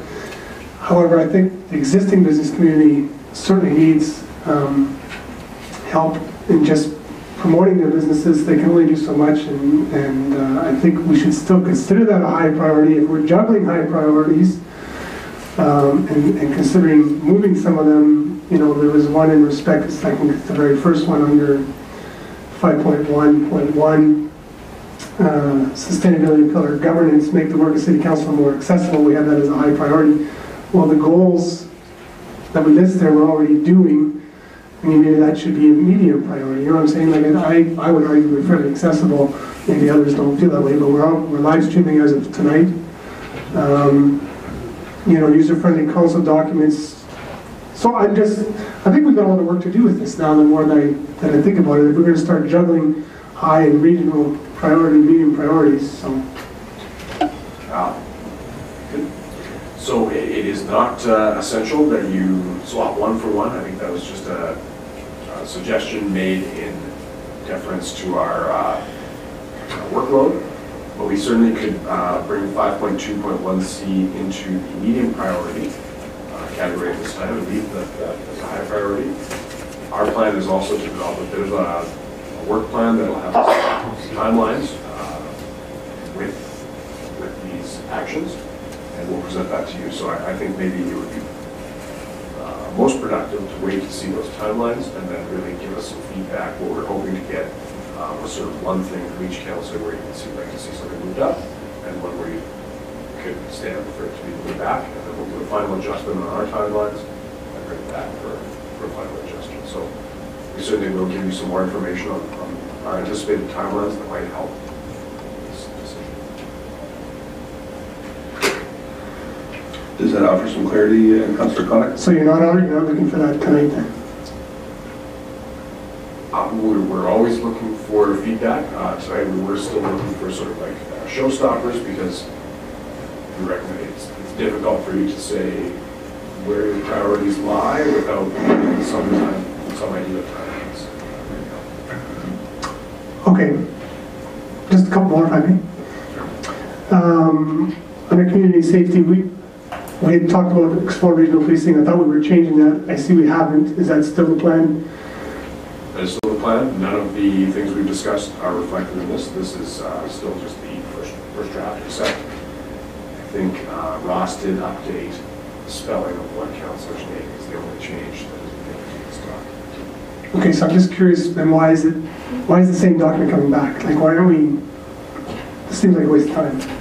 Just because you have the Concord Council. Just if there was anything that came up during that public consultation that made you have a second pause on something. Okay, and so further that then, this is the last thing I do. So under community safety then, there was some talk, and I think, again, I would like to see this Explore Regional Policing reworded, bumped down. If we're looking for something of a medium priority, one of the things I took away from Coffee with Council was there was a lot of talk, and we've heard this, I've heard this for a number of years, was our sidewalk crosswalks in particular in this community. Some of them are, not in the greatest of shape. Maybe we need to do a better job of exploring crosswalks, where they are, the paint, materials used. There was an email earlier, I just talked with Councillor Hibbs a little bit about, she's brought forth a citizen query about a crosswalk on Terrace Heights Drive, for example. I've said for numerous years there should be a crosswalk on Highway 2A that crosses at Woodland Drive, and yeah, is it Woodland Drive? Yeah, no, there's not Woodland. Not a marked one, at any rate. Anyway, so if anything, there should be, I think, a new strategy within that goal. For example, unless I'm missing it completely. Oh, Councillor Hibbs is pointing something out. Yeah, sure. But at any rate, I think, okay, so if you're looking for something out of Coffee with Council, that would be my suggestion. Thank you. Councillor Ross. Thank you, Mayor Creasy. Also, I think we have to consider process and timeline realistically when it takes place, because I think some areas that were brought forward, Coffee with Council, for example, in English Estates, it's been brought forward a few times of a drainage area, obviously 58th Street, but these areas require, in my opinion, a lot of studies, or engineering studies, that before action can take place. That, for example, it could be 2019 before we budget the engineering study to even have a quote, to even have a long-term solution to that, but that's 2 or 3 years down the road. So I think process and timeline has to be considered to the priorities, I guess, is how fast the action can take place to demonstrate that. So that's my opinion of moving it. Is a lot of it is long-term and budget related, but I think it's kind of a, and I will echo the crosswalks. I think no disrespect to Public Works, but by the time they get through the numbers of crosswalks to be repainted that require repainting every year, I think it would be nice to know a long-term cost of something more permanent that can demonstrate that they're, at a time like this, they're already visible, I guess, because realistically, by the time Public Works cleans the streets and gets to completing that many, it's quite on farther into spring, that by the time winter hits, it's only 3 months painted and 9 months under snow or not done. So anyways, that's just my comment. Thank you for that.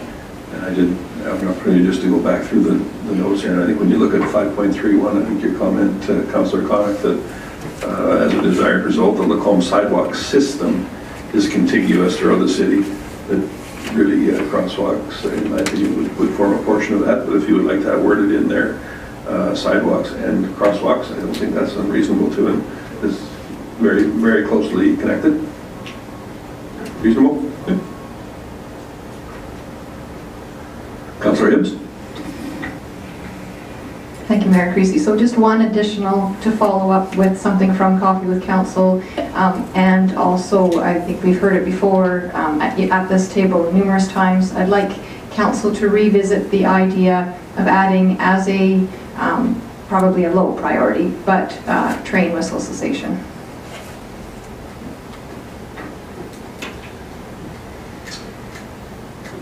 And I guess I just would like our CAO to elaborate on the procedure.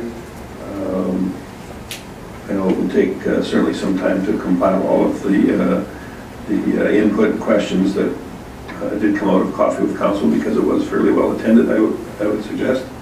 And certainly the answers and the information bring forward to us will take substantially longer than it will just to compile them. So if we could get an idea of when we could expect a draft on that, given that that should correspond with this document as well.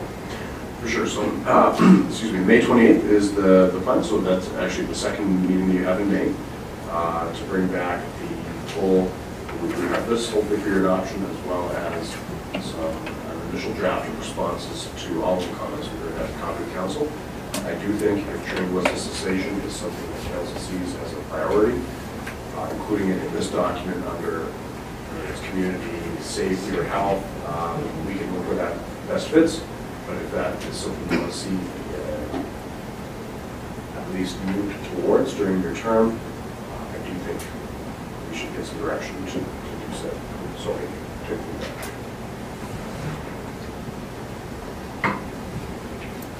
Councillor Hibbs. Thank you. So that is what I'm asking of my colleagues here on council, is to consider adding that as a priority, realizing it will probably be a low priority, but that it would be actually included in the strategic plan.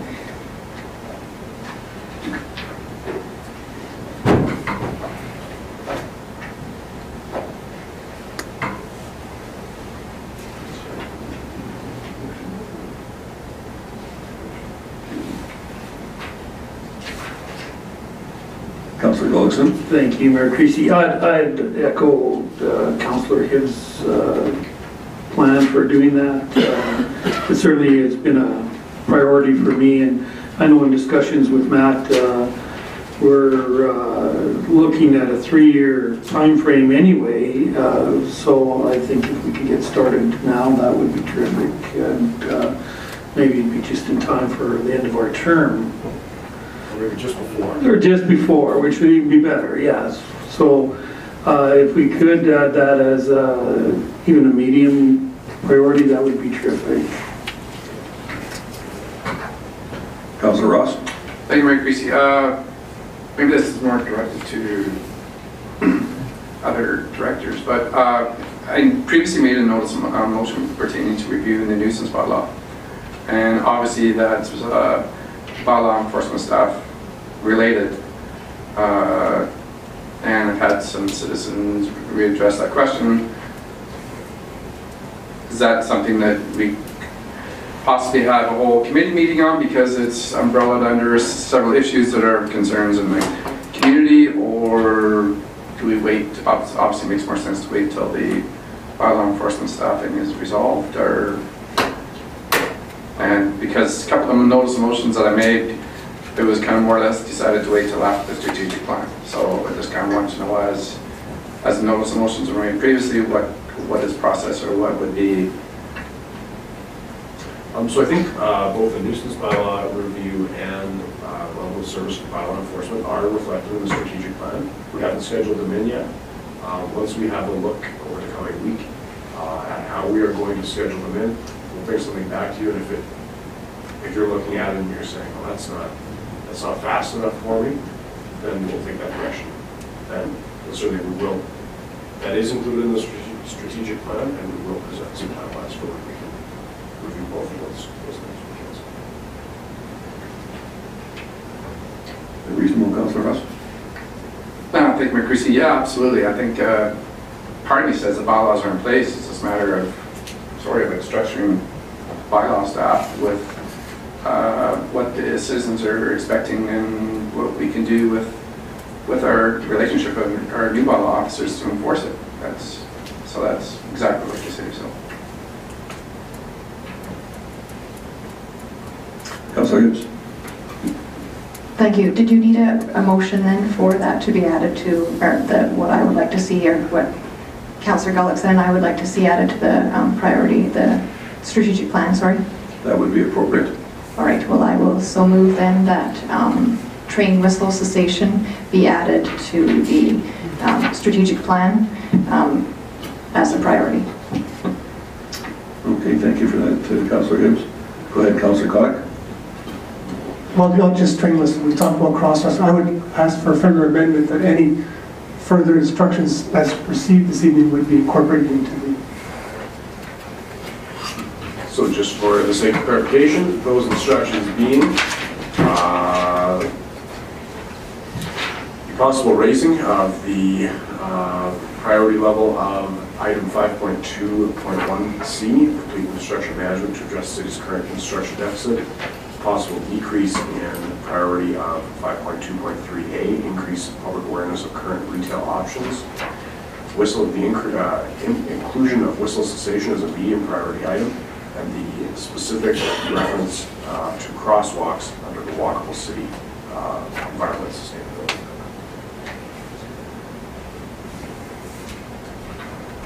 Was there any additional items? Any one of those incorporated into your motion then?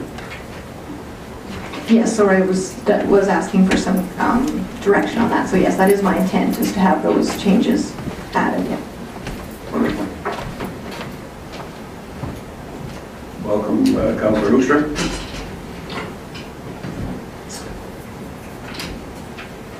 Any further discussion on that, Councillor Koch? And just for my own further clarification, the other suggested changes that were suggested earlier will be incorporated. Okay, thank you. Yes, they will.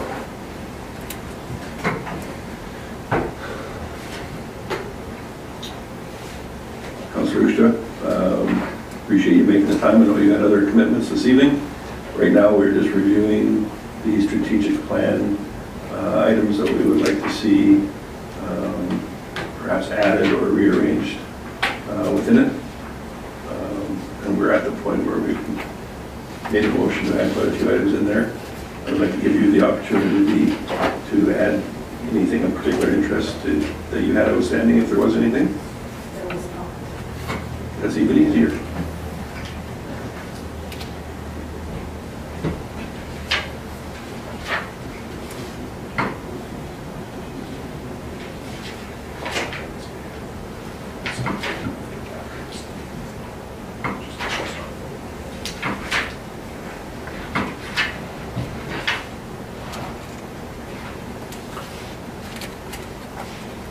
So there's no misunderstanding about the order of events. We're going to put Councillor Hoekstra's arrival after this item. Seeing you weren't here for discussion, I think it's appropriate that you vote on it anyway. Is that reasonable? Okay. Do we need to reiterate the way the motion read? You got it? I have all the information that will be incorporated into the future. I can read a real clumsy version of it if you wish, but I think that we're both discussions prior and the latest one from the director, CEO guy. If the movers are okay with that, I think we'll proceed on that basis. Okay, all those in favor? Unanimous, thank you very much.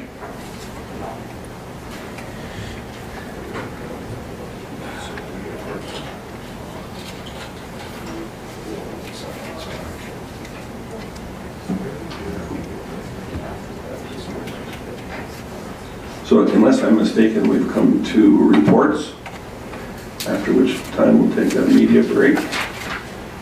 And who's prepared to go through the report right now? Councillor Konik? CEO's hand was up too, but I didn't. No, my report is there. It's pretty simple. Thanks. Any questions for Councillor Koenig? Councillor Hibbs, you're next. Thank you. So I apologize, I did not get my report in on time, so I'll have to give you a double next time. I guess the only thing that I did want to mention verbally, however, though, is again, going back to feedback from the previous recent copy with council. I know we're getting a report on it, but just to put it out there that there truly is a lot of interest in waste management as a whole, but in particular, maybe because I was at the waste management booth as well for part of the weekend, that recycling remains a great mystery to the community, and there's a lot of questions. I know there's maybe some work being done on clarifying the website right now, but it's just an ongoing theme, and we really do need to address the communication in that so that people know what is acceptable for recycling, what's not acceptable for recycling, and get rid of those rumors out there that half of what you're putting in the blue bin is going in the garbage. So I just want, in the actual garbage. So I just want to make that point. Thank you. Any questions for Councillor Hibbs? If not, Councillor Jacobson. So I apologize, I don't have my report in. I thought I didn't have anything for the last 2 weeks because I was on vacation in the happiest place on earth with my family, which isn't as happy for adults as it is for kids, but that's okay. And I got back literally in time to run to the trade show, where I was surprised to discover that 3 people actually knew I was a city councillor. But I did remember I actually did have one art and I don't know, it was an art endowment. Yeah, it's an art endowment meeting, first one, where I was pleased to discover that my artistic judging abilities, because we were judging submissions for grants, and we had to look at people's, well, we had videos of ballet and violin playing and paintings and sculptures, and if you know me, I don't know anything about this kind of thing. So we had to grade them all, and I was pleased to discover that I was right in the ballpark with everybody. So I guess I will have something to contribute to this art endowment committee. So that was what I did for the last 2 weeks. Councillor Usher? I have nothing to add to, yeah, I have nothing to add, thanks. Very good. Any questions? If not, Councillor Ross, go ahead. My apologies. I thought I'd probably run out of all against the day late from Ross. So anyways, a couple activities. The Look Home Rotary Daybreak. We had the wine and beer tasting night that attended at part of the Rotary Club as well. So I think we raised approximately 3,700 or 34. Sorry. Anyways, still successful, so forth. But the FCSS annual general meeting we have, but so looking for volunteers to fill board vacancies. Had our accounting audit report and so forth, so standing very well. And also attended the ECP function. A few of us were there. That was that Thursday night in Toronto. So yeah. And I'll add it to my next one. My apologies. So. Thanks, Councillor Ross. Any questions for him? It was a good job, well done by the Rotary Committee to put together an event, not just because I won the 50-50, but I appreciate the donations anyway. I'll have you know that it was shared equally 50-50. I won it, my wife got it, so. Councillor Gullickson. Yeah, I was just going to say you never saw the money for that. Didn't even know how much it was. I just also say I was on holidays during the last few weeks, so that was greatly appreciated. Of course, some people think I'm on holidays all the time, and one of them's Cora.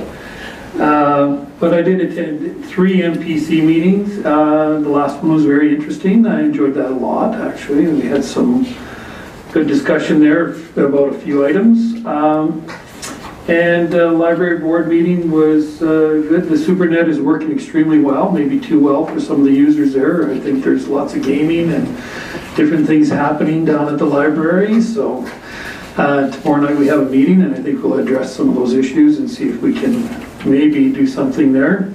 I was in the library the other day, and 2 kids were playing. One was on one side of the table, and the other one, and they're both gaming on the library computers. I don't know if that's what it's supposed to be used for or not, but they were having fun, and I think that's the main thing about the library.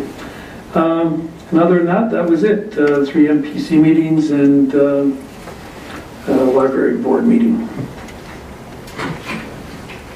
Thank you, Councillor Gullickson. I think that my report is there. I won't go through everything. The North Red Deer Regional Waste Services Commission went through our audited financial statements, and they were clean and approved as well, on April 9th.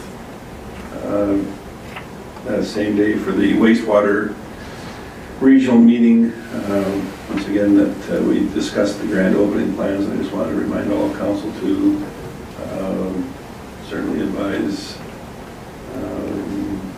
Denise of your attendance. It's important that she gets a proper head count for that event, please. And on April 11th, I was invited to the Lacombe Legion Honors and Awards Night, which was particularly enjoyable.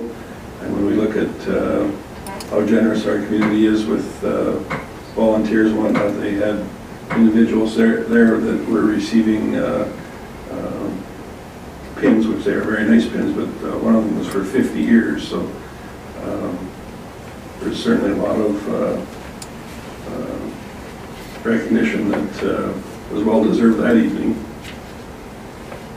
And some other political events there. And then the FCSS Volunteer Appreciation Night once again was a very enjoyable event. Unfortunately, Councillor Hoekstra could not be there, but I understand she's been instrumental in organizing that in the past. And you'll be pleased to know that it was very well done again this year.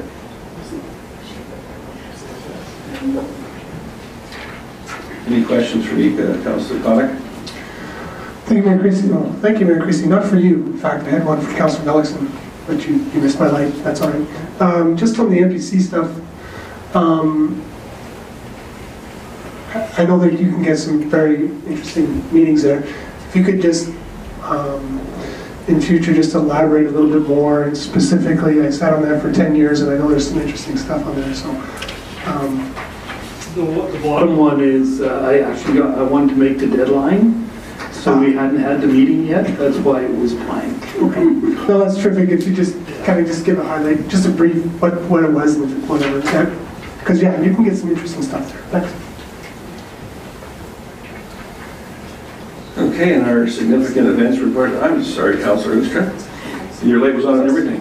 Go ahead. Thanks, Mayor Creasy. You said something about Denise's invitation. I'm losing, what was that for again? Do you mind reminding me? Not a problem. That was for the North Red Deer Regional Wastewater Services Commission grand opening ceremony held at the LMC on May the 4th. It's been changed the time of it. So I think it's now 2 o'clock. We had to accommodate federal minister and provincial minister, so. So I can't find it, but regardless, well, we'll see that you get another copy of it. Regardless, if you choose to attend or you're able to attend or not, please let Denise know that it's okay. And next up is our CAO monthly significant events report. So it is there before you. I won't go through everything. You may have heard that there has been some funding advanced by the province. They've been really blowing their own horn about how they're advancing MSI funding and giving you more today. They are. It's just money from future years, though. They literally just moved it up to before the election, is the cynical side of me says. But so you may hear about more money. It's not really new money. It's just been moved up a little bit. And then the other one, I won't steal Director Thompson's thunder. He met with Alberta Environment and Parks and negotiated on behalf of Caris Village Development, and maybe just give us a highlight of how that went. Sure. Very well. So Alberta Environment is prepared to allow, on an interim basis, stormwater to enter Hender's Pond, which will allow the Hender's Village development to proceed. So it's concurrent to our design and construction of the outlet. So that's a win for them. They are excited about getting going, and speaking with their engineering firm, they're looking at wrapping up and possibly putting pipe in the ground this fall, is what they say. But we'll see. Nonetheless, they're excited, and it's a win. It's a win for the city. It's a win for Caris.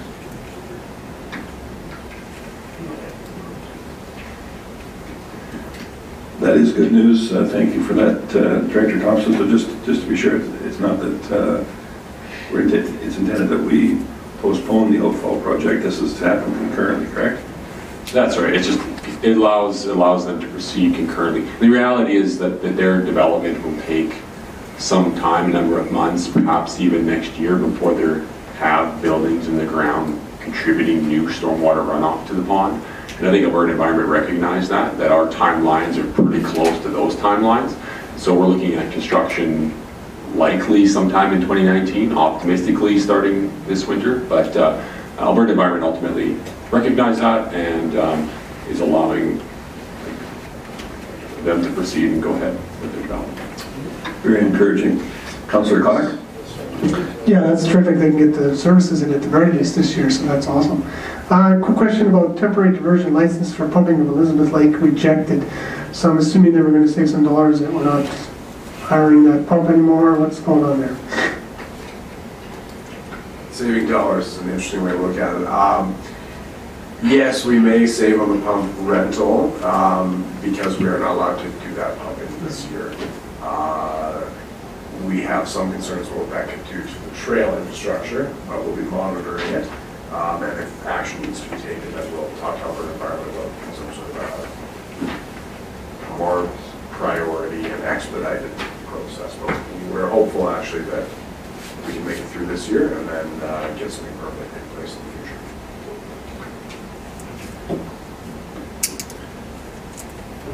I can assure you that my residence in proximity to that pump had nothing to do with that decision, although I will say that I have several neighbors who will be delighted with the fact that that pump will not be in place for several months this year. Yeah, right.